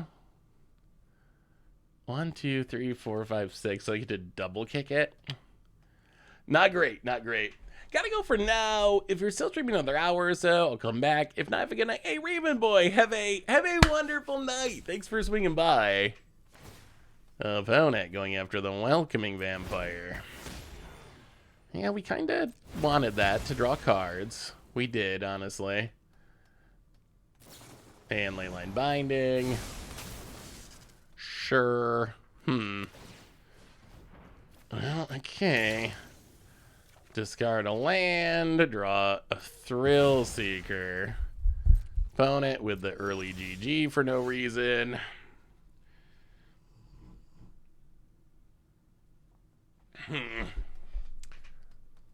So close to actually being good. The Thrill Seekers could be good. Well, okay. Thrill Seeker. Back up the Pit Fighter. Play the land. Thrill Seeker. Back up the Pit Fighter. Attack you. Oh, so close. So close. Opponent takes it to 9. We gotta kill the Archangel. About it. So Seth, you like Dawn of the New Age. Do we have enough white card draft now? Wait, what is Dawn of the New Age? Really? Alright. Archangel number 3. Yeah, seems like a really bad matchup for... Seems like a really bad matchup for our deck. I don't know how we ever beat this deck. Edgar, sure. Ugh. And our opponent managed to eat up half of our stream by just playing it. I mean, I know sometimes we can't have conversations and... Really? Boy. Salty rope all the time. I think we're playing against maybe an 8-year-old. That's my guess. gotta be under 10. Hey, what's up? What's up, Dragon Blue Knight? How are you? What is Dawn of a... I gotta look up Dawn of a New Age. I don't know what that is. Opponent. Atraxa number 40. Epicure A. Well, that's not gonna do it. Well, this was an annoying match, I will say. Our opponent drew all the Atraxas, all the ley lines. We got close. They GG'd a million times. Ate up an hour of our stream. That's kind of the nightmare match, honestly. Dawn of a New Age. Dawn of a New Age. When it enters a Dawn of New Age enters the battlefield with a hope counter on it for each creature you control. At the beginning of your end step, remove a hope counter from it. If you do draw a card, then if Dawn of the New Age has no hope counters on it, sack it and you gain 4 life. That's a pretty interesting take on card draw. It reminds me, don't we have a card like this in Standard, essentially? Isn't there a... Hey, what's up, motherfucker? Have fun pathfinding. Isn't there a clue that's similar to that in Standard? I wonder how good that card will be. Like, so it seems... It's interesting. What is the clue in Standard? Investigator's Journal. Enters a battlefield with number of suspect counters on it equal to the greatest numbers of creatures a player controls. Play 2, remove a counter from it, draw a card, or sacrifice it. So it seems like an upgraded Investigator's Journal. The downside, of course, is that you got to be in a white deck. The upside is you don't have to spend any mana on it, which is really nice. It seems like the part that's interesting about it is it's only 2 mana, but you can't really play it on turn 2 because there's not going to be enough creatures. So I think the hope is maybe a token deck, something like the historic token deck we played. It could be like a good sideboard card there. In Modern, maybe it could be a sideboard card. Like if you can like, so the dream is what? 1-drop on turn 1, turn 2, 2 more 1-drops, turn 3, 1-drop plus this. I guess that's a lot of 1-drops. That's probably not realistic, but... So turn 3 might be the earliest. Maybe tokens. Like, we also got the... Yeah, the problem with the... So Mom is good against the ramp deck, but they have like 6 sweepers, so... Keeping creatures on the battlefield isn't like super realistic when they're... I think playing like 2 Depopulates, 2 Sunfalls, 2 Farewells... So yeah, if you can keep Mom on the battlefield, it does shut down a lot of what they're trying to do. But keeping Mom on the battlefield usually pretty difficult against all the rest they have. I still think it's a good card against them. It's Touch the Spirit Realm might be the way to go. If you can Mom and also have like Touch the Spirit Realm as a as a backup to defend it, that might be the most realistic. Well, go attacking. Get in, hit ya. Sack the blood, discard Evelyn, because I don't think we're looking like we're getting to 5 mana this game. Aye. Alright, well, we're killing our opponent slightly faster than we're killing ourselves with this Castle Dracula. Very, very slightly. Opponent fading hope. Bounces. Scries trying to flip the Delver. To the bottom. Opponent, do you blind flip the Delver? No. Opponent. Yeah, I think we're gonna be moving away from Cardboard Live, unfortunately, because it's just not updating the way it's supposed to anymore. So we're gonna have to move away from it, sadly. Well, Blood Tithe Harvester. Go. Do they flip the Delver? Opponent. Wow. Opponent has they have our Delver luck. And they scoop it up. I don't know why now, but card life, yeah, Sunstrike Phoenix as Pit Fighters are just kind of funny. Yeah, silly Cardboard Live. I wonder what happened to it, because it used to be so good. Yeah, I think Untapped is what we're gonna switch to.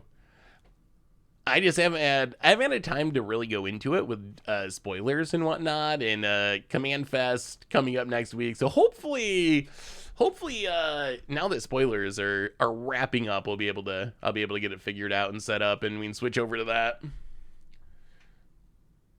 Stonebrain is good against Atraxa. That's true. If you can, that is probably the best answer in Standard. I'm curious.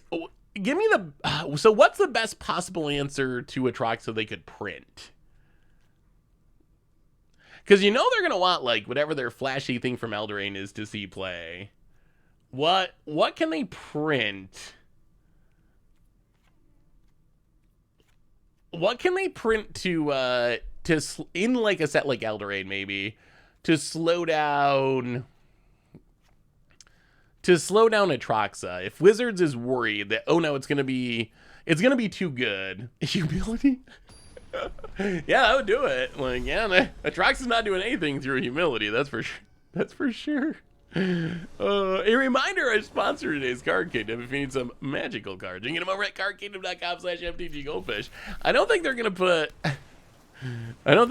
humility in Standard, though. As fun as that would be for me.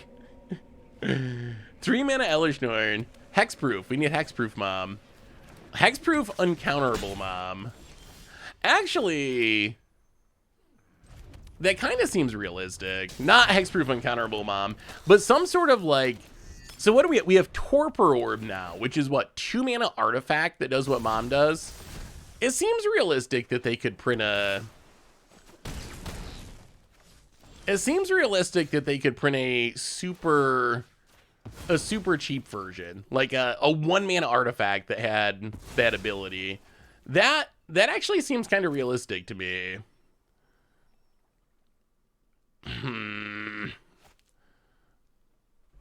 So we know they have a Make Disappear. Well, I mean, I guess we just got... This time our opponent's Delver luck is greatly improved.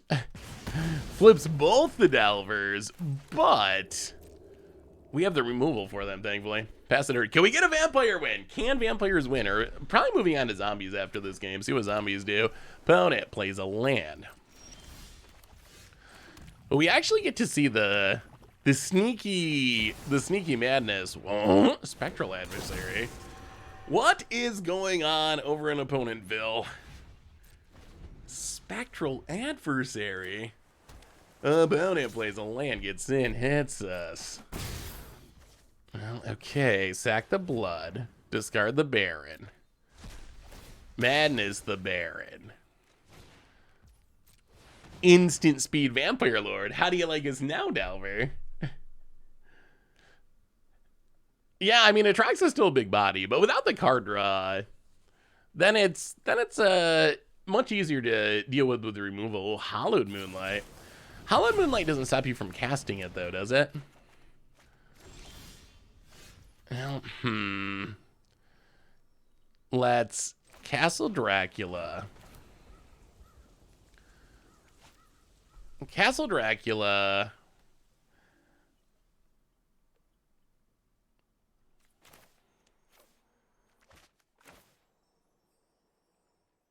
Bloodcaster.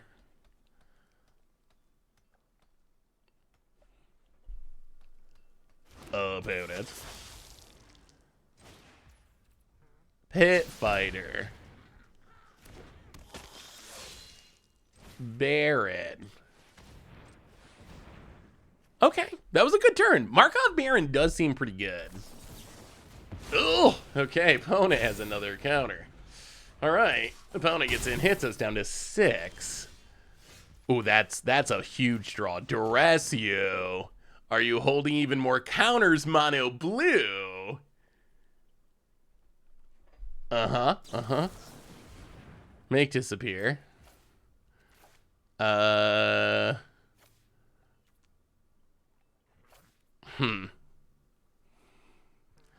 Do we pay?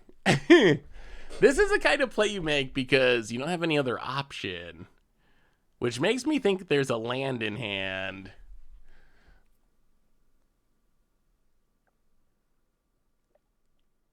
I think they have a land. All right, we'll pay. I think it's a land. Well, hit you with a ground creature. Pass the turn. Opponent untaps. Oh, wow. Okay. Here I am. Teferi off the top. That's not ideal. Far from ideal. There is much Opponent past ticks the up, draws a card. Passes. Huh. I'll play Edgar. Oh, we might lose because we paid for that, honestly.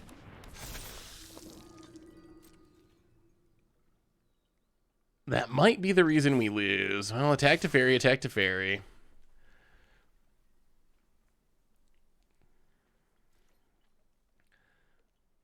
About it. It's still close. This is still not a horrible position. We're either killing Teferi or the Spectral Adversary. These pain lands are adding up. Yeah, we need that. Yeah, what was the 6 mana, like, exile all non-creature permanents from everywhere card. Can't be countered. Oh, that, getting control of that felt so good. Narset. Oh, I don't want no Narset in standard. Wow. Fading Hope also off the top. Okay, our opponent is chaining together the All-Stars here. I am here to learn. Top deck into top deck. And goes attacking down to 2 and draws a Delver of Secrets. And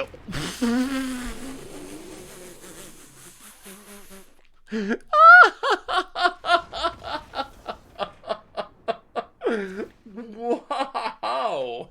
Well, the top of our opponent's deck was pretty kind. Oh my goodness. That is a chain of top decks. Wow. I mean, what do you do about that? I mean, I think our opponent's just playing mono blue. Looks like pretty typical. Looks like pretty typical mono blue. I mean, I guess they're playing Delvers, so I guess that's different. We haven't seen Honeygen and we've seen Delvers, but seems pretty much play all the counter spells and play the blue things. And then hopefully top deck the right cards. Hey, that's Magic though. You never know. I mean, that's what makes Magic fun. Although also sometimes soul crushing when your opponent just top decks like 4 cards in a row that are absolutely perfect. Opponent plays an island, passes. Well, play a land. I feel like our opponent probably not gonna have like is good of a time being on the draw against our deck. The problem with mono blue is the plan of just like trying to counter everything. It's a lot worse now. Like, we have 5 power on the board. They can't just sit back and try to counter all of our stuff.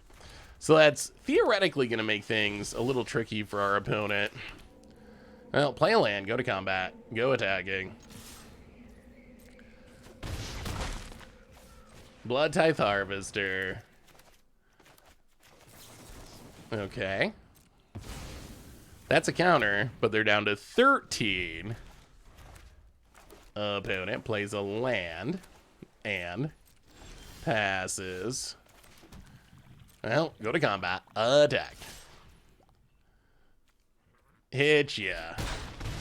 Down to 8, and I think the vampires are getting it done about it. Yeah, I mean, Teferi is a strong card. Well, let's play our Flash Lord. Hey, there we go. And that was okay. Okay, we got there. We got there against mono blue finally. Ha. Huh. Did we have fun? Skip. So what have y'all been playing in Standard? Anything interesting? Oh, did you see the $1 million offer for the One Ring? $1 million. I didn't believe that was possible, honestly. Like, the numbers, I wouldn't have guessed. When people were saying, like, you know, $500, $1 million, it didn't seem realistic to me. But apparently it is. What a world. What a world. What a world. $1 million for a piece of cardboard. A piece of cardboard that you're not even going to play with, most likely. I can't imagine anyone's going to pay $1 million for it and then stick it in their commander deck. Oh. Gotta get the flex going, I guess. I mean, okay, let's ask it this way. Let's say you had a huge amount of money. Would you buy the One Ring for $1 million? Like, let's say you were in a position where you could do that if you wanted to. You had Post Malone money, let's say, like, you know, rich celebrity. Oh no, not this again. Rich celebrity money. I don't think I would. I mean, I guess if you make a ton of money, you can do what you want with it. Like, I guess that's how things work, but I don't think I would spend $1 million on a piece of cardboard.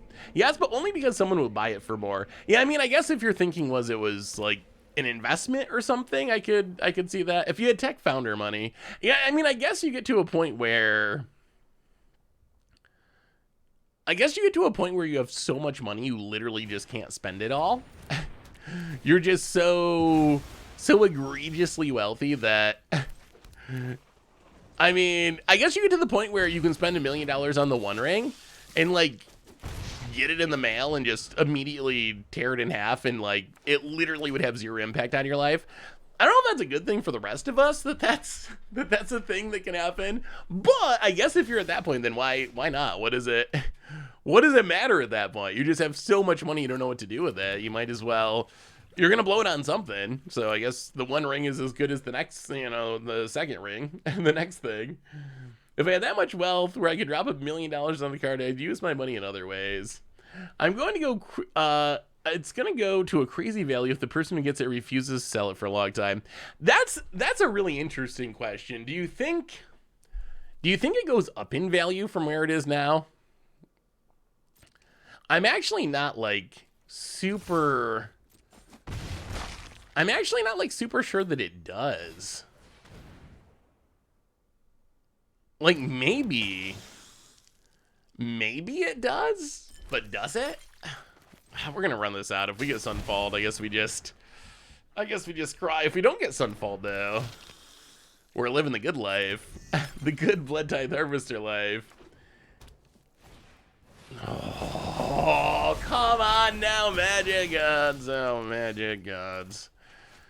Oh, this matchup is... Well, this matchup and the popularity of it might just be the reason that Vampires is not not a realistic deck to play, unfortunately.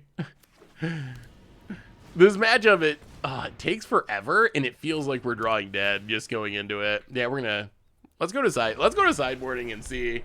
I don't know if there's any chance. I mean, we'll probably switch to zombies after this game. This matchup feels like. Is there anything we can do? What's your suggestion, chat? Is there something we can do differently that makes it possible vampires can beat the Atraxa ramp deck? Or are we just like in that really sad spot where we're like an aggro deck? Like, remember why Atraxa ramp became a thing to crush Rakdos mid-range decks? Are we just in that like sad spot where we're not aggro enough to be able to beat it, and we're not disruptive? We're not a blue deck, so we can't counter it, so we just can't win.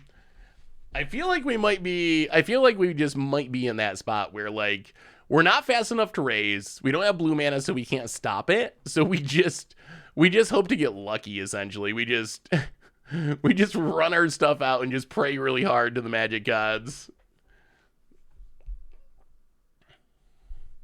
Have to cut some vampires. I mean, what would you play to hate on? What would you play to hate on this deck in our colors, though? Like, what would you even add to it to, like, obviously you can be a different deck and play blue mana and try to counter it, but what would you just add to this deck? I don't think Gabacon's very good at stopping Atraxa. I think Gabakon can be okay if you're really aggressive, but my experience with Gabakon, if you're not like super aggressive, is they just cast Atraxa 2 turns later and you still lose. It can work if you're like okay, I can win in those 2 turns. I give myself a 2-turn window, and in that 2-turn window, I literally win the game. Then I think it's a good option. Here is the standard I'm having fun with. More modern though lately. Let me see, Fizzy. Well, let's duress ya. Wow. Okay, so opponent has 4 lands. Can we beat 4 lands? Is it possible? Oh, Olivia's like literally the last thing we want to draw. Opponent, Leyline Binding. That's not very good.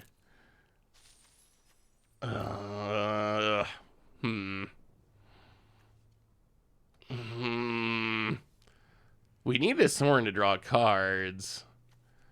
I guess we gotta take the Leyline Binding. All right, deck. How about some lands? Let's see. Ooh, some Enchantress. Ooh, that's like super aggro-y Enchantress. That's a different take on Enchantress. Ooh, Enchantress with Zapandrel.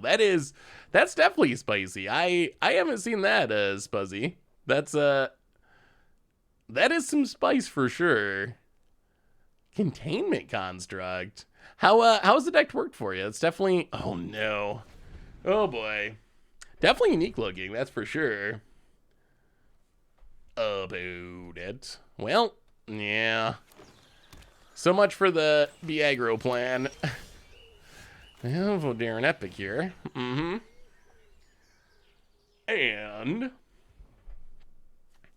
about it.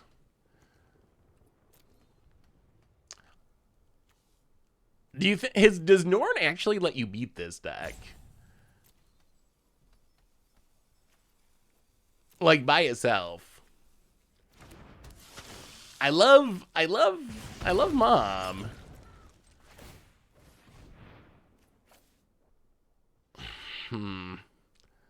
We need to hit her. Yeah, we got to do it. We have to hit lands. We have to hit lands. Not a land. Oh no.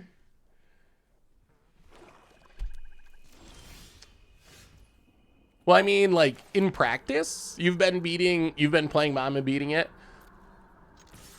Because I think my concern is that they play all the Wraths.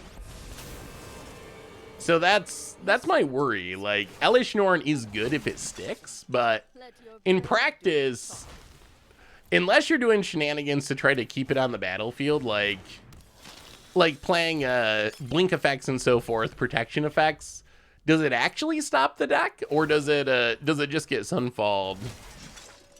May your blade strike true. Opponent gets in. Well, Wandering Emperor's doing some work. All right, deck. Come on, deck. Well, it took us a few minutes too late, but we did eventually hit our land drops. Well, there's an Edgar. Go to combat. Attack the Wandering Emperor. We'll see. We'll see if it's... Opponent blocks. Opponent blocks. We know our opponent, like, didn't have anything in hand, but the Trox is always looming. Opponent cycles. Played an Esper Battle control deck with Norn, and I just countered their Sunfalls, and they couldn't do anything. Oh, yeah, I mean, yeah, if you can protect it, it does really shut them down. If you're backing up with counters and protection spells, that's... If you can stop the Wraths, because it does shut down... It shuts down Leyline Binding. It shuts down the ETBs on a Troxa. So all of that is, like, really good. Do they have another... Oh, if they have another... I mean, we can't not attack, because the Trox is going to come. But if they draw another Wandering Emperor, that's pretty bad. Well, let's... play Sorin. Opponent. Gonna make a Mighty Might. And take it down. Gabakan does decent work against Sunval. I have a full playset in the matchup. What list are you playing, Valianthorex? Troxa. Mono white blink A. Opponent. Yeah, this is like the biggest so many treatments. Pretty unfortunate that our opponent just drew into a Troxa and then it found another Atroxa. Yeah, that's not, none of this is ideal. Yeah, this is just, well, I mean, a go for the throat is like as much as we could hope for. It's not enough to really win us the game, but it's better than nothing, kind of. Troxa is so brutal. About it, shoves, drops to 11, but Atroxa begets another Atroxa and a herd. Boy, we had our opponent 4 lands. 4 land. Oh my goodness. Yeah, well, so much for vampires. So much for vampires. Have you ever played Zelda? Oh boy, a long time ago, like maybe SNES Zelda or something. Not a recent one. You know, if you think about it, Atrox is just like Siege Rhino. Basically the same card. If Siege Rhino drew you 5 cards with its ETB. But otherwise, it's essentially the same. I miss the days of Siege Rhino. I think I told you this story, but I was watching this Rustic Studies video about Tarmogoyf, and it showed like 2015 Modern with the like, oh, we cast a Lingering Souls, and then they played a Tarmogoyf, and at the top 8 of the Pro Tour, they cast a Siege Rhino, and the Tarmogoyf went unchecked and run away with the game. Like, boy, back in the good old days when a Siege Rhino could run away with the game. What yeah, let's try zombies. I don't think, unfortunately,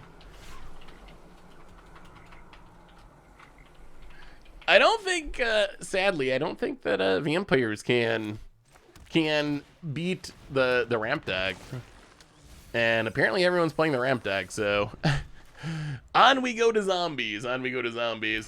What Zelda do you play in Poke Scrub? Yeah, Grizzlebrand. Grizzlebrand would probably be my comparison, I would say, for it. To me, it feels a lot like a Grizzlebrand. Opponent. Alright, going to kill the Headless Rider. Sure. We get a 2-2, though, and hit you. Down to 19. Opponent. Opponent's playing some control over there, eh? Rakdos control? It must be Reanimator. They must just be reanimating Atraxa.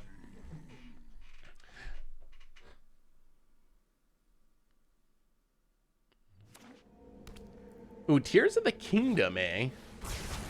Brothershood End. Alright. Well, opponent, rest our board. We will get back, I guess, Overcharged Amalgam at this point. Oh, where's our Necro Duality? That's what we really want. Well, get in, hit ya. Sadly, the Celestus is about to flip. Opponent with some free looting. Is there a card image gallery for Commander Precon reskids? About it.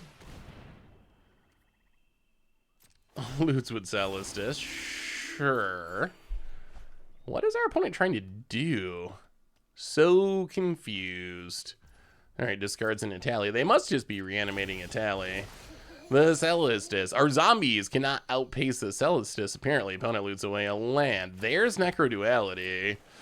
Oh, but there's an Itali in the graveyard, so we can't really get it down. Hit our opponent to 11. Untaps. Alright, the Celestus finally didn't loot for a turn. You can see a lot of the cards over on mtgpreviews.com. I believe all the cards are over there. About it. Down to 9. Well, let's just play another Butler. Do a little Millen. I mean, this is kind of working, and the fact that we have a counter in hand to stop the big bomby finish is pretty encouraging. It feels nice after not really being able to do this with vampires. It feels nice that we're not just dead if they try to reanimate a tally or something. Opponent land. But yeah, I think we have at least a decent amount of the variance. Ooh, opponent, sure. Cruelty of Gix. I think we would prefer you not to do that.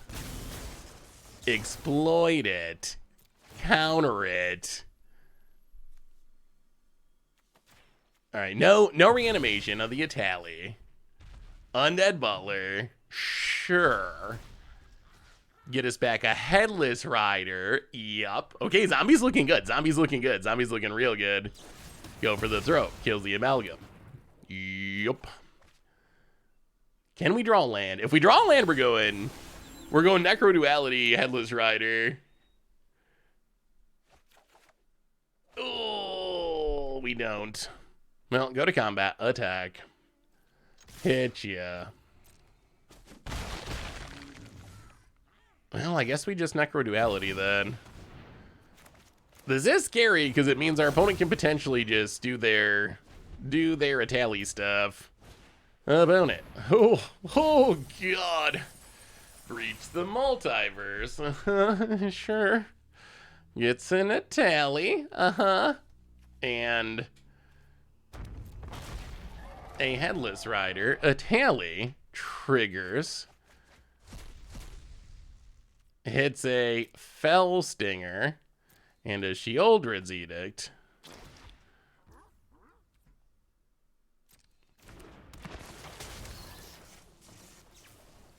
Okay. So we sack a token. Do we... Oh, they don't have enough...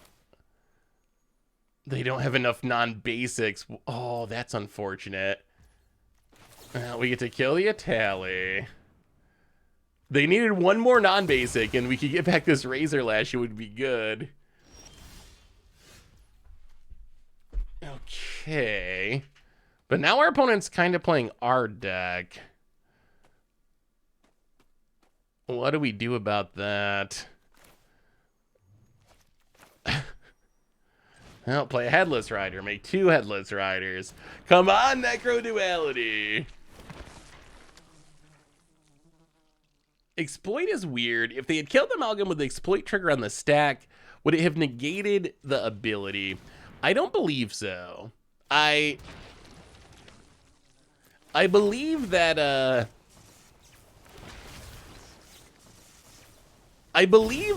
we could still sack another creature if we ended up. Hey, John likes games. Thank you for the raid. So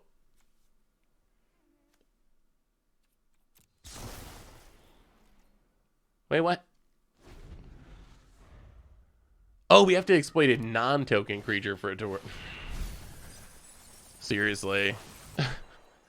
Opponent. Another Breach the Multiverse in hand. So we're gonna run this back. Gonna do this again. Well, okay, 2 Breach the Multiverses. Necroduality is kind of busted.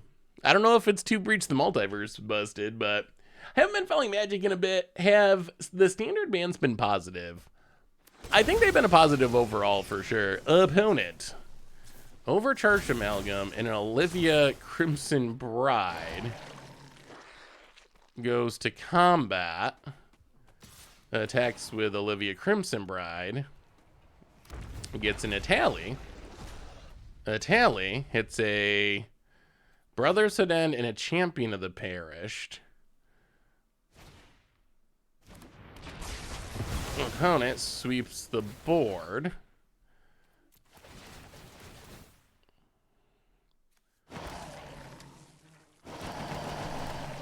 I think after all is said and done, we win. Am I understanding this correctly? Our opponent just goes off and goes off and goes off, and then we win, hopefully. Shielders Edict. Opponent passes. So, Invasion of Innistrad. Get rid of a zombie. Go for the throat. Get rid of a zombie. Oh, thank goodness. Zombies stronger than 2 Breach the Multiverses. Oh, 2 Breach the Multiverses. What was a weird thing with Exploit Trigger not working in a weird situation?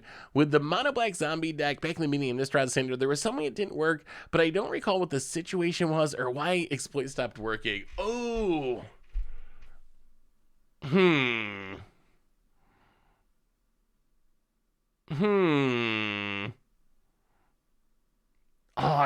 I vaguely remember what you're saying. I'm trying to remember what the situation was. There is a way to fizzle it, right? But what was... Oh, I think it was a Necroduality thing. I think it was...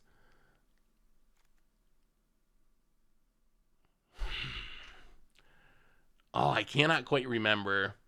You're right. I remember what you're talking about. So if you play an Overcharged Amalgam and its trigger goes on the stack, as long as you sack something, it's going to work. Even if the Overcharged Amalgam dies, it would be possible to fizz it if we put it on the stack and all of our creatures were killed before it could exploit. Then we wouldn't have anything to exploit. But that part works. There was something weird though. I think I remember it from a stream or a video, but I don't remember what we did. I don't remember exactly what it was, but there was something weird that we did, and we were like, oh my god, we just, we ruined everything. We fizzled our exploit, and I think we like lost a game because of it or something. So I do remember what you were talking about. That was a thing. That was a thing that actually happened. Let's go 2 Duresses maybe to go for the throat, straight like that.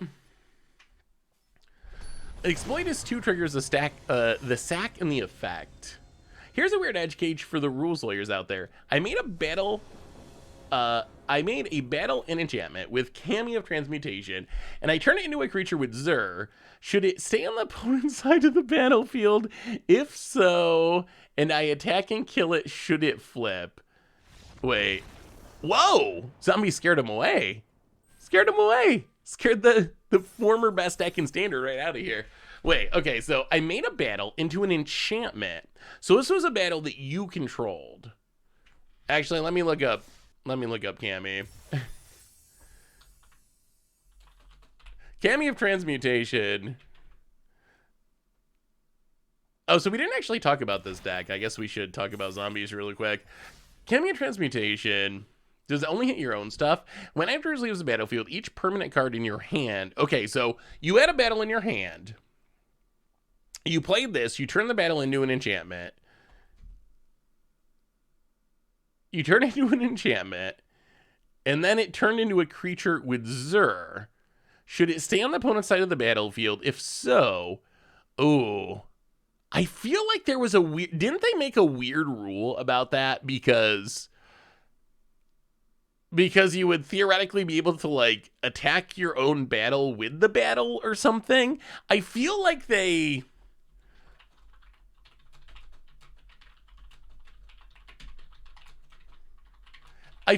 made a rule specifically about that. If a battle is animated as a creature, in addition to being a battle, it can't attack or block.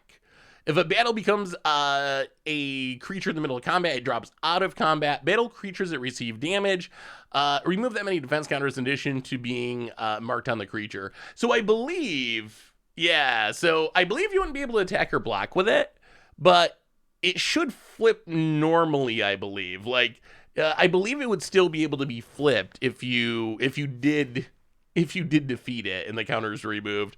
So zombies, I mean, it's basically necroduality. Exploit synergies. Exploit's a kind of interesting mechanic. We've been talking about it. You can sacrifice something when it comes into play and get a benefit, like counter something with Overcharged Amalgam, make some dorks with Skull Scob. But really, I mean, it's all about necroduality, which is like supercharged zombie Panharmonicon. When a non-token zombie comes into play, you get a copy of that zombie. So we just want to play necroduality and play a lot of zombies and make huge Champion of the Parishes, which grow whenever grows with a counter whenever a zombie comes into play. We can make a bunch of tokens with Headless Rider, draw a bunch of cards with Fell Stinger. So it's kind of like zombie Panharmonicon, essentially, more or less. You can still attack it as far as I know. Yes, so you can't attack with the battle, but I believe you can still attack the battle. But it's so strange. If a battle is turned into a creature, it really doesn't work like a creature because it can't attack or block. So essentially, turning a battle into a creature doesn't really do anything. I guess it would let you use creature removal on it, but it doesn't turn it into a functional creature. Well, we said we wanted necrodualities. This is the slowest hand I've ever seen, and we probably shouldn't keep it, but my goodness, if we actually untap with 3 necrodualities. So many 4-drops. Opponent. Oh no, not Thalia. Rona, okay. I guess that's kind of better than Thalia. Opponent. Alright, no Rafine. Opponent gonna draw with Rhoda. And... Alright. Come on, necroduality. I know your voice, my hubby watches you a lot. Well, tell him hello, Royal Pittle. And welcome to the stream. Hopefully you enjoy it. Hello. Opponent. Ooh, Adelaine. And makes a token with Adelaine. Oh, so we probably gotta kill Adelaine. Oh, yeah. And this is why you don't keep the triple necroduality hand.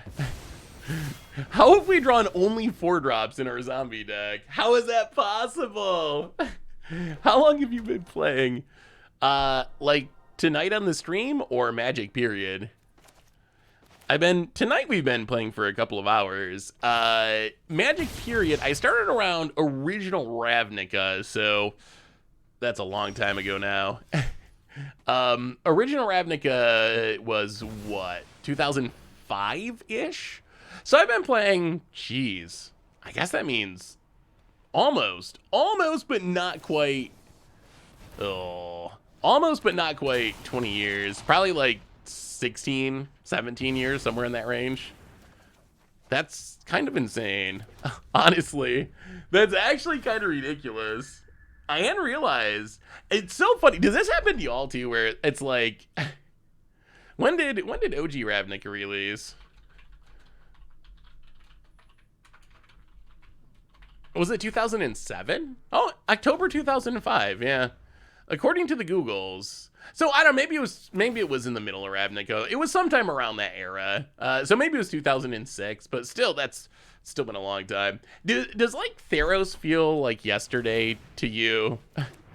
I always think of like, oh, Theros, like that wasn't that long ago. That was just a few sets ago, right? And it's like, no, actually, that was like 2013 or something. Like, no, actually, that was an incredibly long time ago.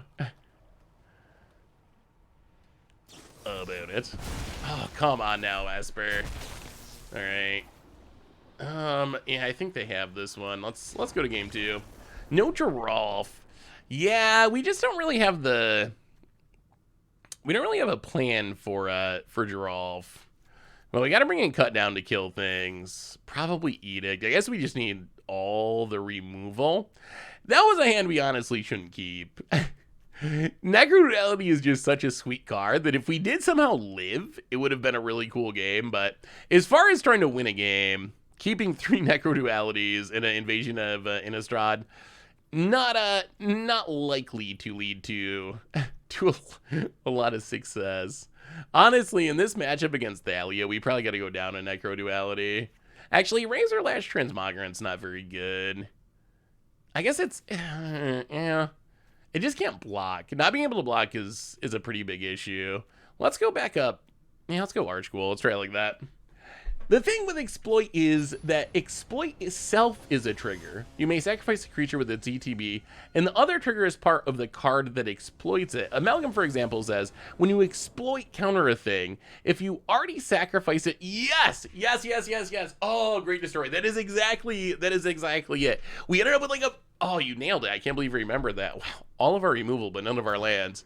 I can't believe you remembered that, but that is the exact situation where we had got multiple exploit triggers on the battlefield, and we had already exploited the thing, so it fizzled the exploit. Yeah, that is... I don't know how you remembered that, but that now that makes perfect sense, and that definitely is the thing that happened, like, forever ago. Yeah, I guess Exploit, it's not quite Mutate weird, but it is kind of a weird mechanic. Do you think Relentless and in Training Grounds Omen Hawker would be interesting for a zombie build? Ooh.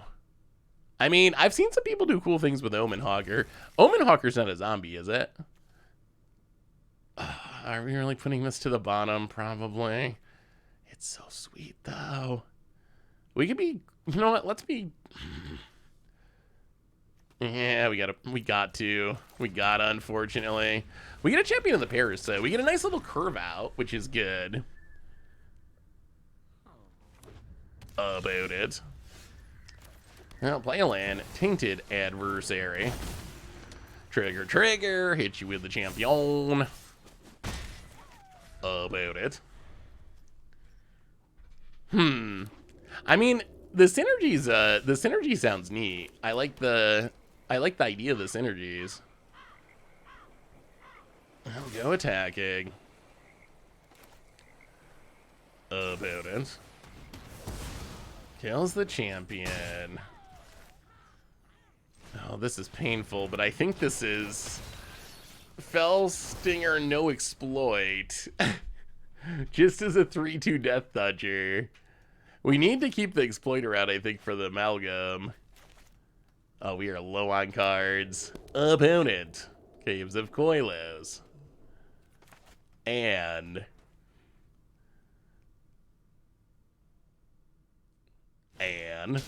Adolene.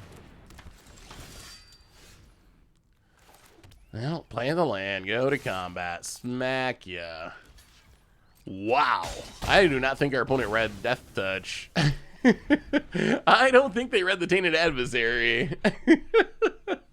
Well, good job, Tainted Adversary. Opponent runs out 8. Denick. Well, bounce it. Go to combat, hit ya. Down to 5, pass the turn. Oh my god, zombie tempo win. taking down Esper. Probably the best deck in the format. Opponent, Ottawa, and Danik. Overcharged Amalgam?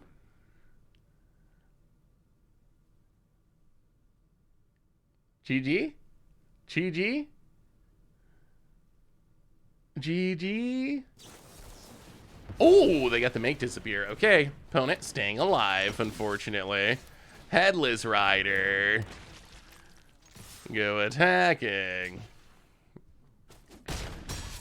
Opponent stays at 4, Danik down. Token made past the turn. Oh no. We're either just gonna close it out or they're gonna stabilize here. It's right on the edge, right on the edge. About it.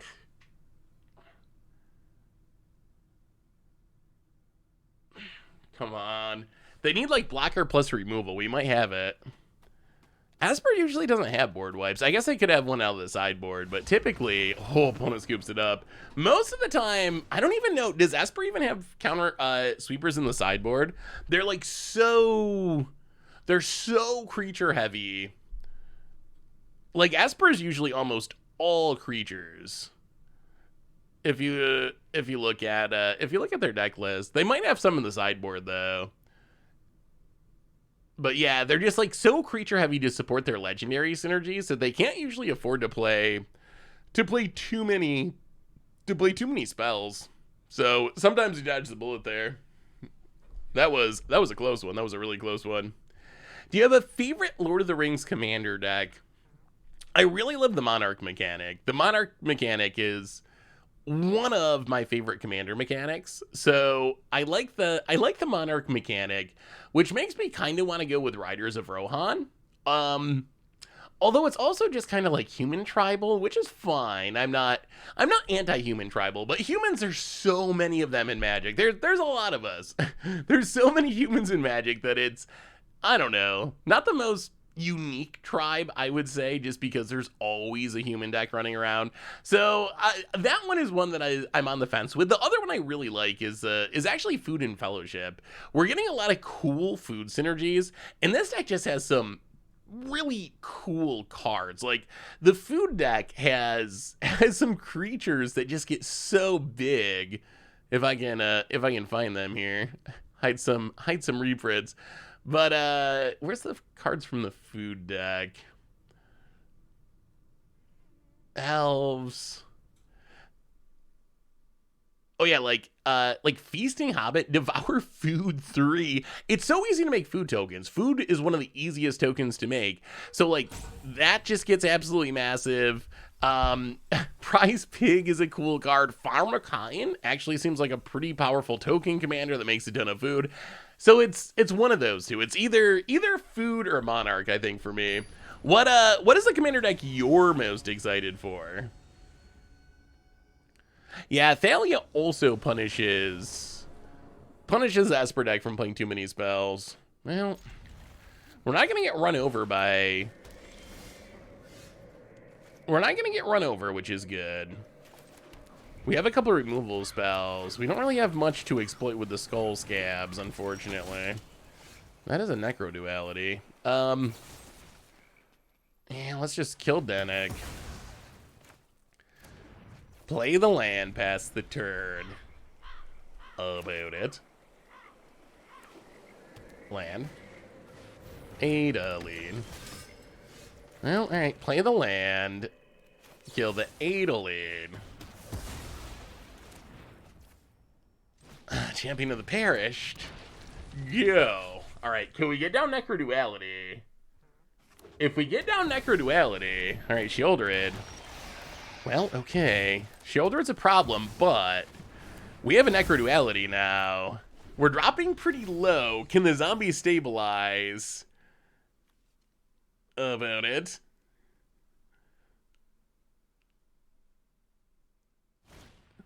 Okay, Danik. Okay.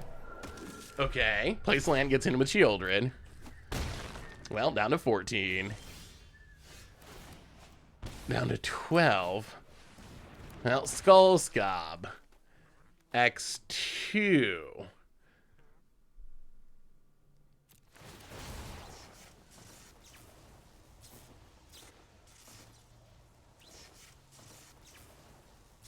Oh, no.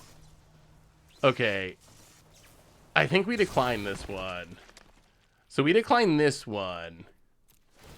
And then we want the token to exploit the non-token, right? And then we should get... Yes. Zombie, grow the champion of the perished. Skull Scob. I think we're doing this right. Grow the champion of the perished. Token exploits non-token. Get more tokens. Many more tokens. I mean, that's what Necro Duality can do. That's a... No. No, no, no, no.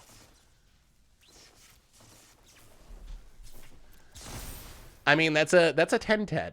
That is a 10-10. From a 1-1 to a 10-10 in a single turn. And we hit ya. Does this beat a Shieldred? I don't know if it beats a Shieldred, but... Oh! That was so good. That was so good. Hey, what's up, Radier? How are you? Oh, the record's kind of outdated because we switched decks, so it should be 0-0 now. That was from playing Vampires. Okay, Thalia. About it. Wait, oh, if we get a good draw here, we got a shot. Opponent gets in with the flyer. Another Necro Duality. Go to combat. Oh, no. So if we attack with everything... Oh, the Shieldred. We really needed a zombie. It's mostly... The record is mostly per deck, though. I usually try to update it when we switch decks, but that's ideas for it to be a deck. Yeah, so if we swing with everything, our opponent blocks here, takes 12, and then we die on the backswing. So I guess we gotta wait. Oh, I was really hoping we draw a zombie this turn. So I guess we have to just get in with the champion of the perished. Opponent's gonna trade away the Shieldred. Get a clue token, unfortunately. Play a Necro Duality. Oh, this Flying Denic. So, man, we're gonna play the land, pass the turn, out of cards. Opponent's got 5 in hand. Hopefully not another Shieldred. Of course it's another Shieldred. Oh, jeez. All right, opponent. Those are a string of the best cards in Standard. Denic the Manic. Oh, it's a menace here, that's for sure. Yeah, Rafina is kind of busted. Well, I mean, we kill a Thalia, but our opponent's back up to 20 thanks to Shieldred number 2, and yeah, there's a reason Esper's the best deck in Standard.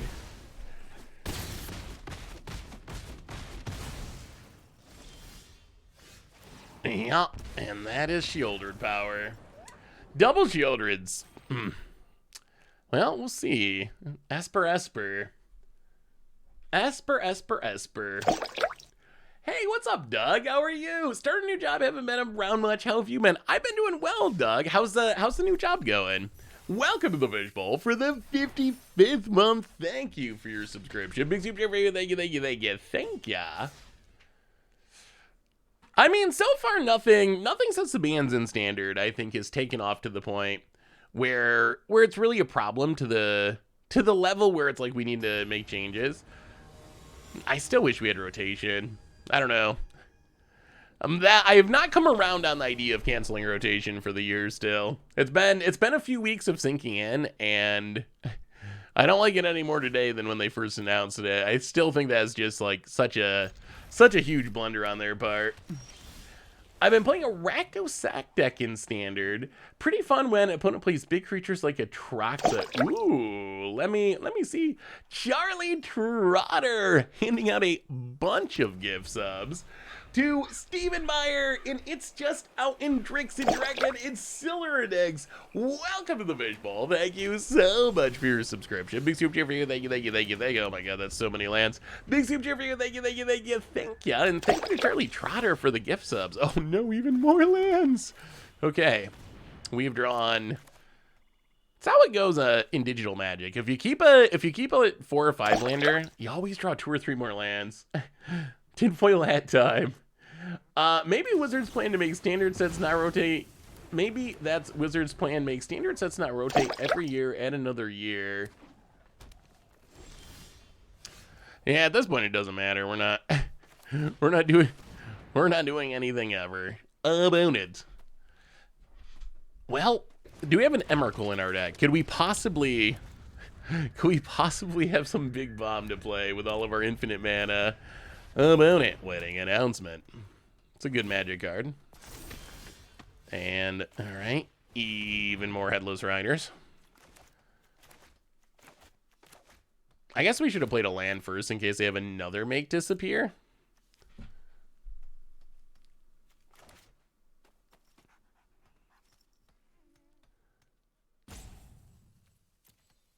Opponent.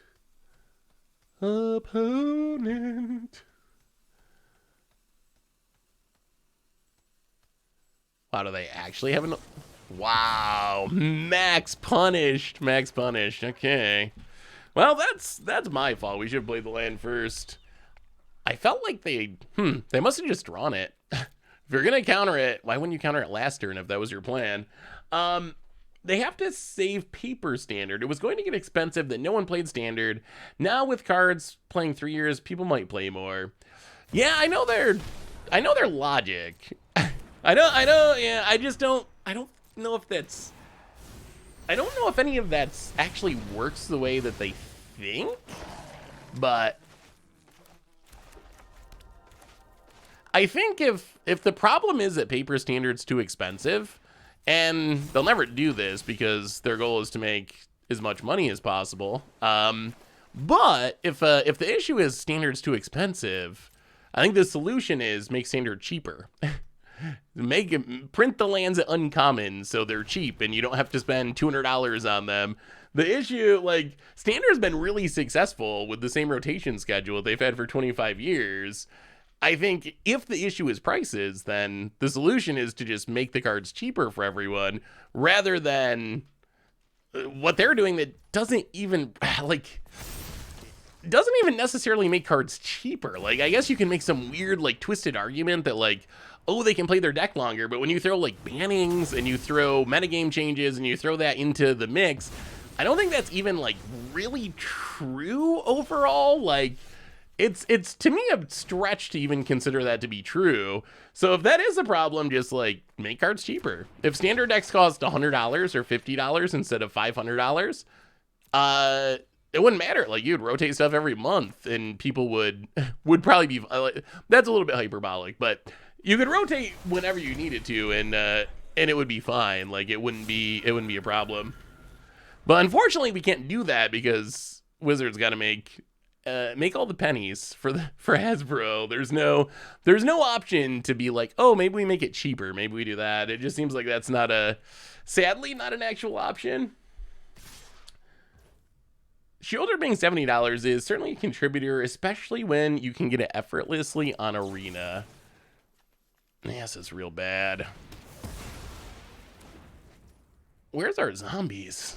Where are our zombies? So now I gotta spend all this removal doing nothing. But we really can't have that flip. What an awkward draw. It's sushi. Land number 49. Well, let's, I guess, channel. Take a champion of the perished. Play the land. A champion of the perished. Oh, but this... Yeah, but this doesn't really help because they're going to flip this and then just shoot everything down. Little late to the party. We have a new donation from Dan Wildfire, $2 donation. I figured out which commander There and Back Again belongs in. Ooh, let me see. Ooh, Verticlad. Verticlad's definitely a super spicy commander. Oh yeah, this flipping is the death of us. Well, and double strangle, that didn't help matters, I would say. Yeah, Verticlad is definitely a super cool commander. That looks super sweet, Doug. That looks super sweet. I like it. Champion, yeah, then we're super dead. Super duper dead. The pandemic really damaged the deck continuality of Standard. Before the pandemic, people would still be able to reuse half their cards for rotation, but coming out of the pandemic, people had zero Standard decks and thus zero reason to playing it back in. Do you think that is the issue? Or is the issue that, like, it's way more, that most people find it way more fun to go and, like, hang out with their friends and have a couple drinks and, like, play a game of Commander than to go and, like, try to go to an LGS and, like, play a kind of sweaty game of, you know, Standard to win a booster pack or whatever. Like, how much? Hey, awesome dude, for the 80th month at the top of the leaderboard, at the very, very top. Thank you so much. Welcome to the Fishbowl. Thank you so much for your subscription. Big scoop cheer for you. Thank you. I wonder how much of it, like, the pandemic definitely didn't help Paper Standard, but I wonder how much of it is, like, you have Arena, so if you want to play, like, competitive Standard, you don't have to do it in Paper, and your Shieldreds are, I mean, the Arena economy has its own issues, but your Shieldreds aren't $70 if you want to play a Shieldred deck, and you can do it in your underwear whenever you want to, while you're, you know, whatever. You can sit in your house in your underwear and eat ice cream and play a competitive game of Standard, as compared to, like, driving somewhere and, like, going to an LGS that, you know, whatever's going on. So you got that competition. You got the Commander competition where Commander, like, a lot of people just enjoy Commander more than Standard, and I think that's a development that's relatively new. Like, Commander wasn't really a competition for Standard in the past, but now I think it's, like, very much a competition for Standard. So I think those are also issues. I mean, I guess technically you can play Commander in your underwear too if you really want to, but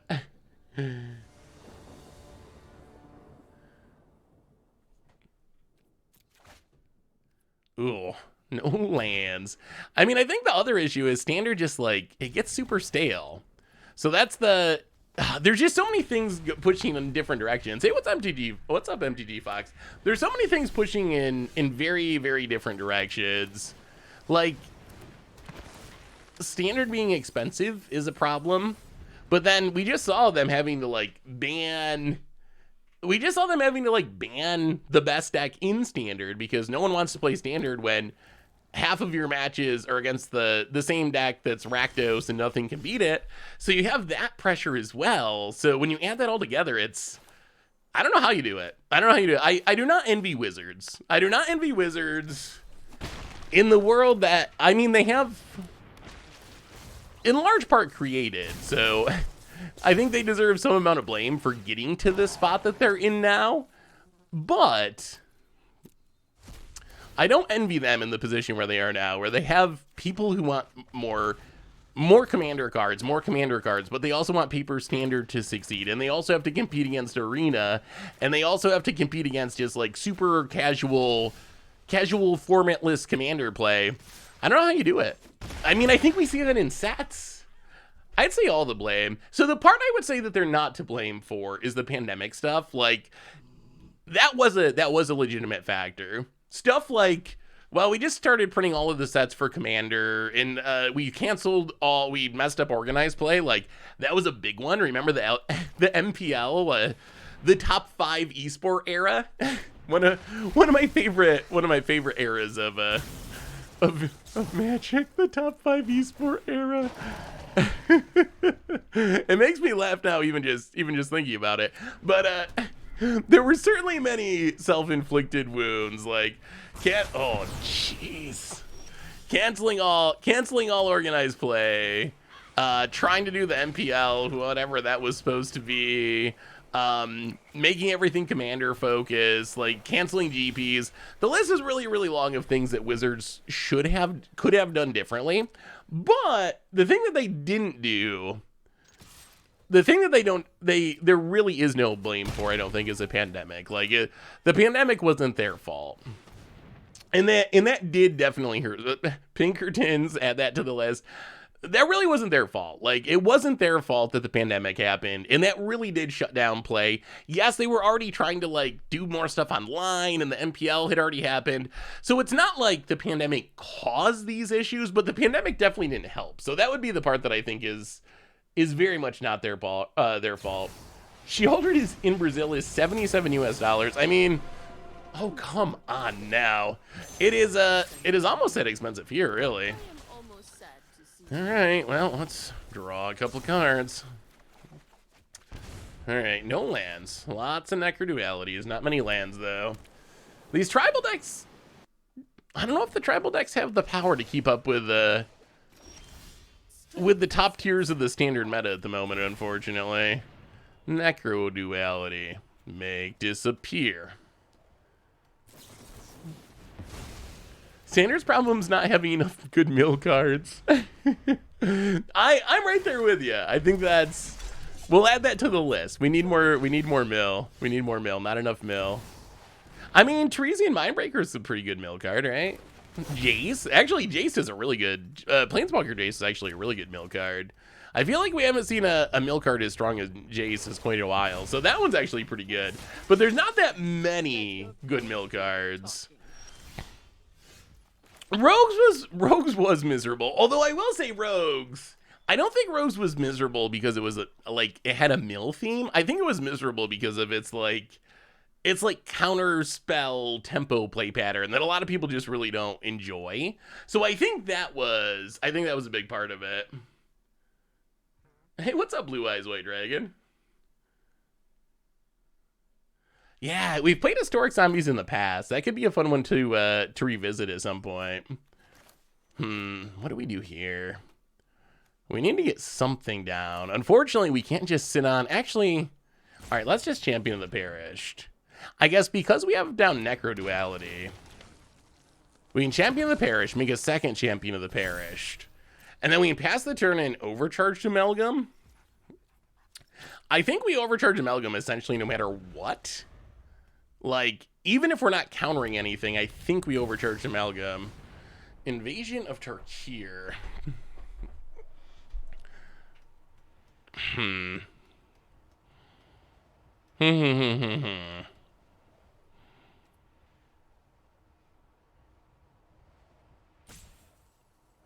Okay. I mean, if they can counter our Overcharged Amalgam, it's kind of a blowout.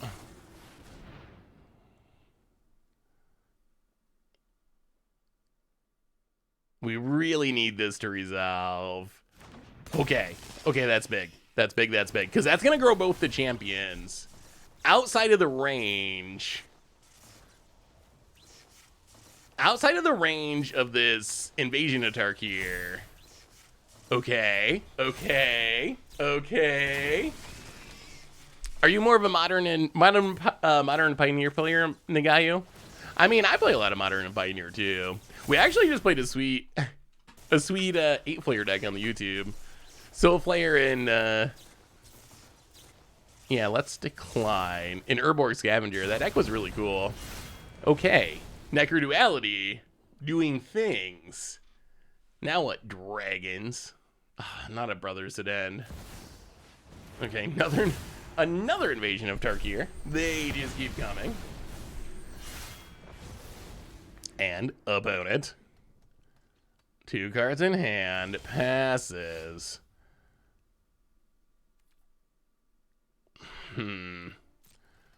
Well, let's hit you a little bit. Get in, get in. Oh, is this another Wandering Emperor? That's kind of bad. Ooh, Dalhouse. Yeah, I mean, now that Innistrad is around for another year, I figure we got to revisit some Innistrad themes. Although so far,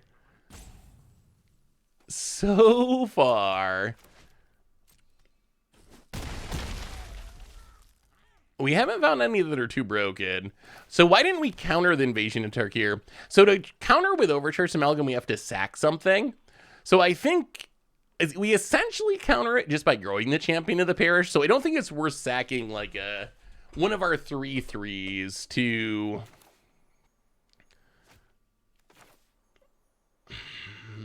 I don't think it's worth sacking one of our 3/3s when we can essentially counter it just by growing the champion of the parish.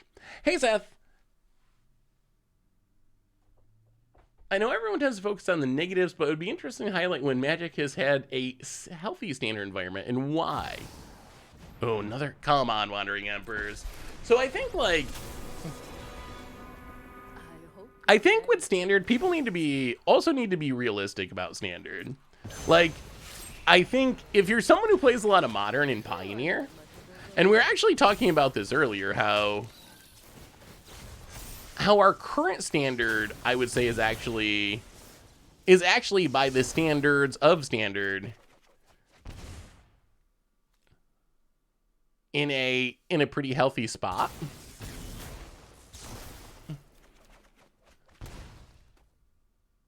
Simply because you have to remember that standard is, it's not a big format. If you're someone who plays a lot of Modern or a lot of Pioneer, you got to remember that those formats have 10 years, 20 years of cards in them. Standard has 2, or in the future, 3 years of cards. So I actually think, we were talking about this earlier in the stream, we'll see how much it lasts, but our current standard right now is I really enjoy our current standard, and I think if you look at what it offers, you have aggro decks, mono red and soldiers, you have mid-range decks. Esper is probably the most popular one, but also mono white. Enchantments, I guess you could argue, is, what is enchantments? Aggro, mid-range, depending on the build.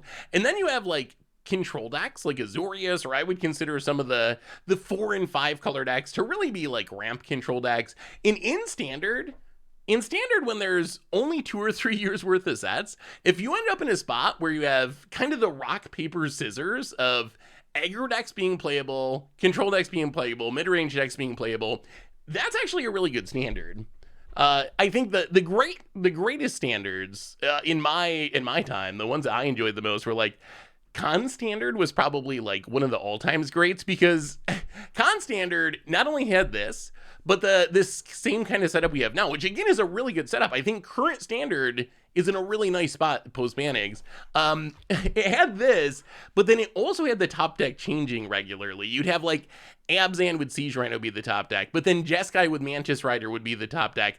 Then you'd have some like Gruul monster deck be the top deck. So you had this same diversity of a lot of archetypes by standard. You're never going to have like Modern where there's 100 playable decks. There's just not enough cards in standard for there to be 100 decks that are truly competitive. But I think where we're at now is actually a really good spot. And then hopefully the only thing that'll make it better is if the top decks are cycling.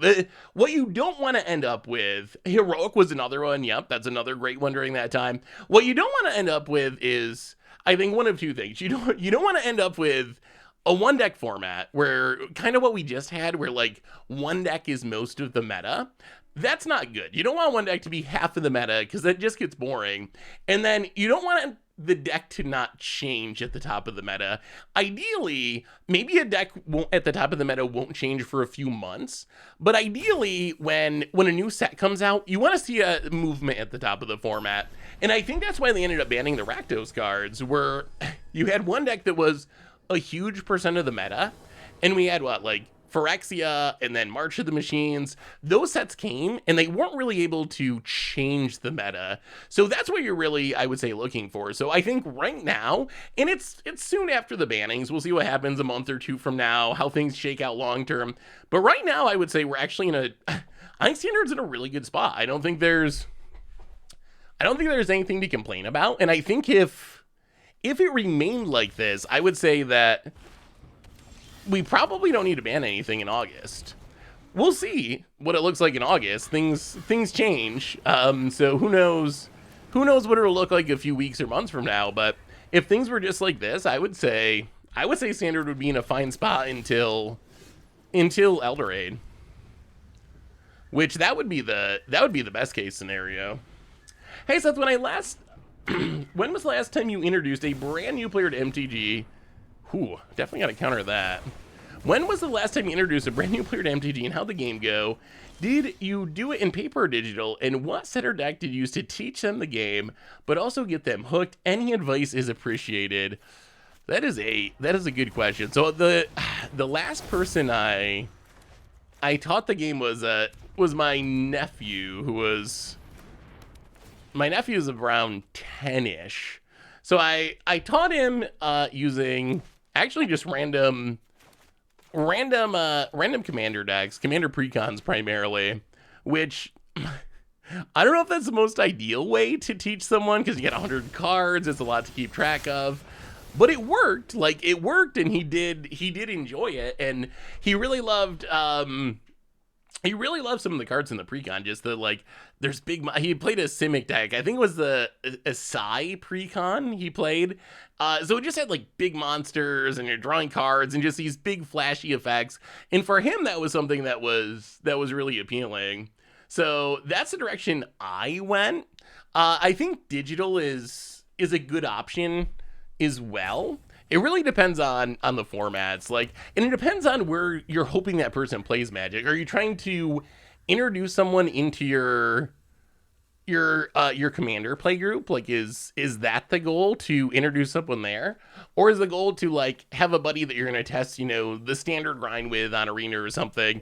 I think it's kind of different depending on your goal. Now let's play Transmogrit.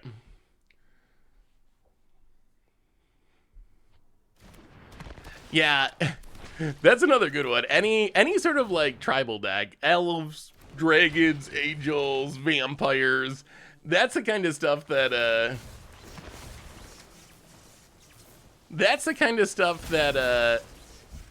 that will hook in a new player, or a lot of new players. I'm sure not all of them are the same, but a lot of new players. That's the kind of thing that's going to draw them in.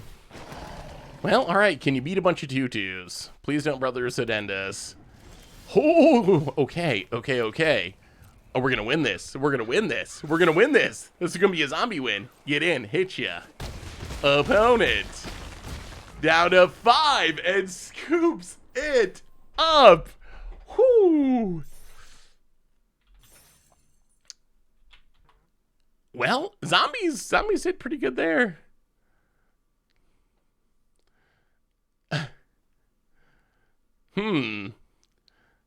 I mean, normally we try to avoid politics stuff in the stream. I have no idea. I haven't seen about Trump being indicted, if that's actually true. I just looked at it briefly and it sounded like Trump said he had been indicted, which who knows? Who knows what that actually means, but I guess interesting political news. But in general, I think we try to, on the stream, mostly stay out of politics. If you ever want to talk about that stuff, I'm definitely open to send me an email or send me a Discord message or something. But I figure there's so many places on the internet, between social media and Twitter and so forth, that there's so many places that to talk about that kind of stuff. In general, we try to just have the stream be a place to talk about Magic, and let other places handle those more serious real world conversations. Yeah, plus yes, I'm sure that's a lot more work. That would be a lot more work for you, Doug, being a mod. Plus, I just don't think I've never felt like a Twitch stream is a very good place. Kind of like Twitter is a horrible place to have serious conversations, because you get so few characters that it's very hard to fully express a thought. I think the stream's just not an ideal place to have those serious conversations either. I'm sure there's streams where it is, if you're someone who's a politics streamer, that's what you're doing, I'm sure it's different. But I think if we're just trying to have fun and play Magic, It's just like not the right fit to have those serious conversations. And there's tons of other places where you can have where those conversations are like available at all times. So I was wondering if the upcoming Lord of the Rings set would be a good way to introduce them. So I think I will also say, talking about my little nephew loved Fortnite, and Fortnite, the Fortnite Secret Lair drop was probably one of the most mocked, I would say, by Magic players. Like it was really kind of trashed. But for him, that was a super duper exciting thing. Just like the fact that this game that he really loved to play was getting Magic cards, that was a real hook for him. So if your friend that you're trying to get into a Magic is a Lord of the Rings fan, I would say that's a really, really good idea. Like if that's a fit and that's something they care about. Oh, they didn't attack. They could have too. If that's a fit and that's something they care about, I would definitely say that would be a good direction to go. This is gonna be close. How do we do this? So we can bounce. Maybe we just gotta bounce the Adeline. Probably. Yeah. Yeah, let's pass. I think we just bounce the Adeline. We can't let them flip the Gabakon. We really gotta avoid them flipping the Gabakon.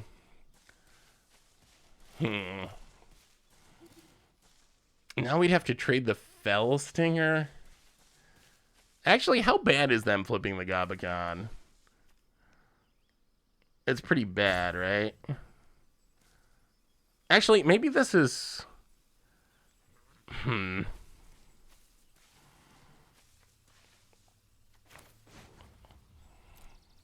Yeah, I mean, we can't really counter it. And a recruitment officer. Well, bounce the Adeline. About it. Goes attacking. So we gotta kill the frontliner painfully. Play a land. So this comes back from the graveyard. Play the Tainted Adversary. Pass the turn. Oh, this is gonna be close. This is gonna be super close. About it. Ooh, another ossification. Okay. Yep.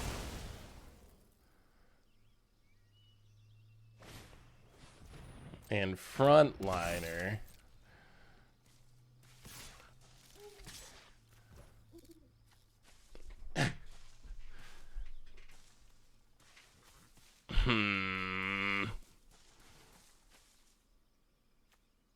Well, okay. I mean, I guess Ambush Viper mode, Overcharged Amalgam, actually not bad here. So kill that. Take our beats. Play the land. Pass the turn. Anyone L2 loses ABC on Spectrum cable during yesterday's Game 3 finals was amazing that it was stuck with a broken YouTube ad that would stop at the exact same time. Oh, I didn't notice that. Well, kill the Adeline. The finals has been pretty close so far. Opponent gonna go attacking. I don't know about how our opponent's playing this. I feel like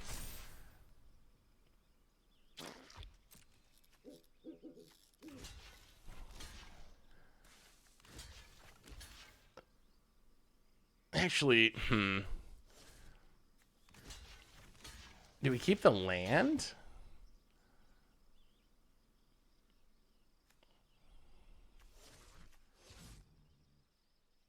Yeah, let's do it the other way. Let's keep the amalgam. All right, kill them both. We draw a Scob.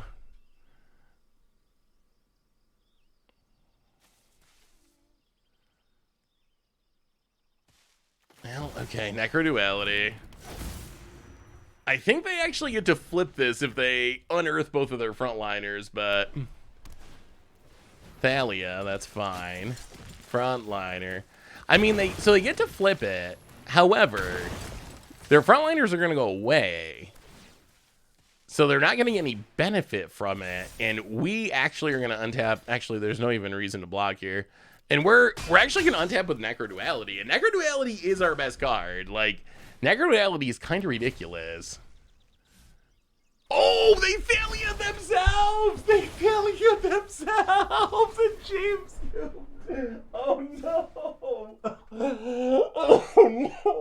no! Oh, no! Oh, poor opponent! Wow! Wow, they played the Thalia and used all of their mana. Oh, that is brutal. That is brutal. So a game about to start a bit. Flitter versus Vegas. Who do you think's gonna win? I gotta watch more. I've never ever gotten into hockey, although a lot of Magic players seem to like hockey, which makes me think I should try it again. Although I have seen the scores, and it seems like Vegas is just like way better, right? Like Vegas just kind of stomps them. So I guess I would go Vegas just based on the fact that it seems like they have kind of crushed them the first couple games from what I've seen. Would that have been caught in paper? I don't know. I mean, hopefully it should be. In theory, it should be. In practice, would it actually be caught? I guess it depends. I mean, I've done stuff like that before. I don't know if I've done that exact thing. Maybe I almost feel like I have done that exact thing. Like there's a video or stream when Gabacon first came out that I did that exact same pun. So it's definitely a thing that people do. Like our opponent's not the first person to have done that. In paper, it would have worked. I mean, it shouldn't work, right? Like, it is correct that our opponent shouldn't be able to pay the 1 for it. Canadian here love hockey. Yeah, maybe. I mean, I feel like if I actually took the time to like learn it and get into it, I might enjoy it. But that's like the one major like North American sport that I've just like never really got into even like a little bit. I know Wayne Gretzky. I know there was some guy that was on Buffalo a couple years ago that was supposed to be good, but then they traded him because he complained a lot or something. But beyond that, I don't really know anything about hockey.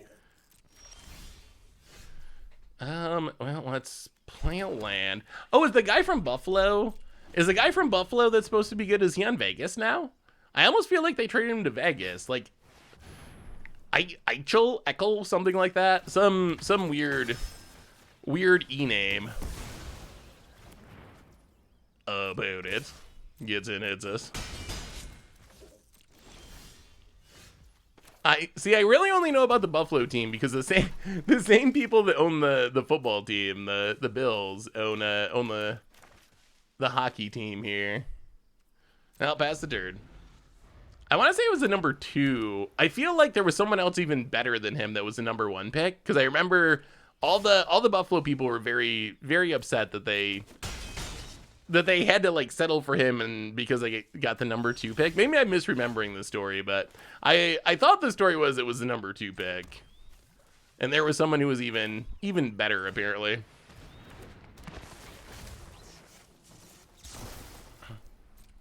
Well, run out the scob about it. So when a creature you control exploits a non-token creature, sure. So I guess we just kill that. So if we exploit the scob, do we get an extra token? Well, kill the Brutal Cathar. Get back the scob. Block the dork. Kill the dork. About it. Wow, we're kind of blowing out the soldier deck. Lay down arms. That's not great for us. I'll play the land. Arch Ghoul of Thraben. Pass the. Where's our Necro Duality? We need our Necro Duality about it. Yeah, well, exploit time it is.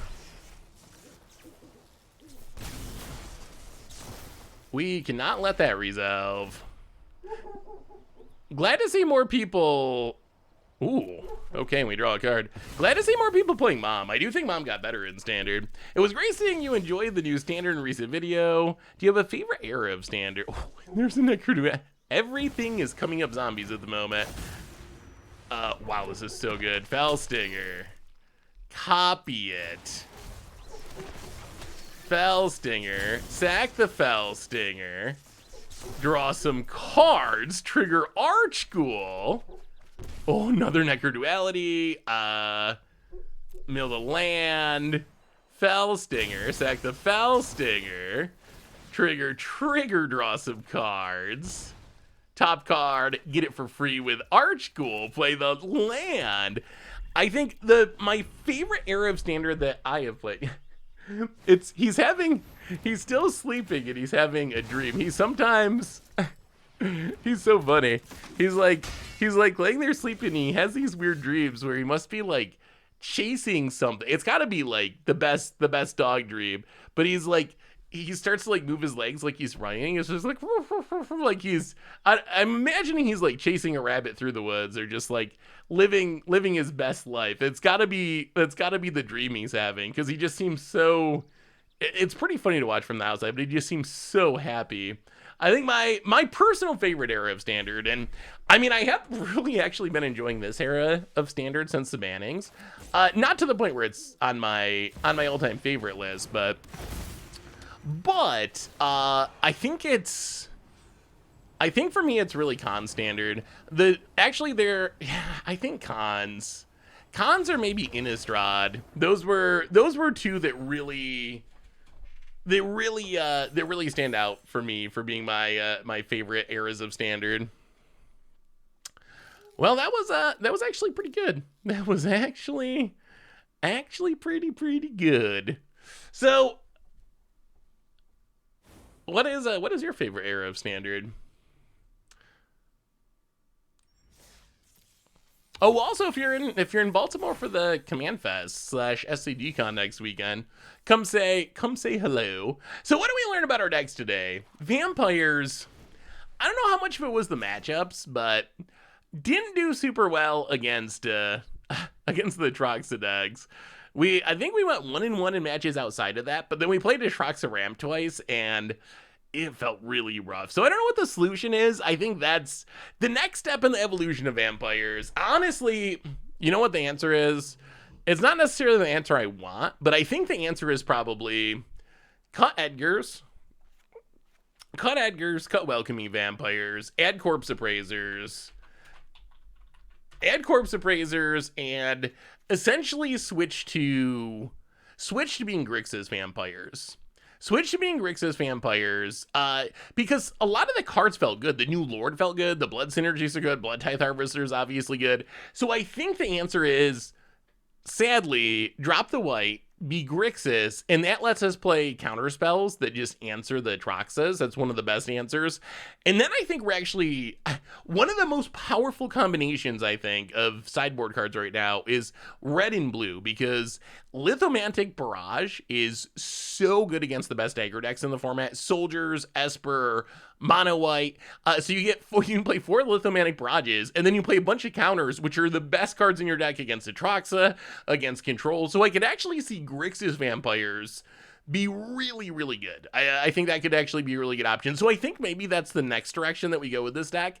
As far as zombies are zombies. It didn't get many new additions. Like, I really tried to find new zombies, and we're still mostly, we got a couple Invasion of Innistrads, but really we're playing the same old zombies from Innistrad. But Necro Duality is a cool card, and I like playing the deck. It's got that Panharmonicon feel. You get to see the big turns where you're like stabilized and then you just go off with Necro Duality.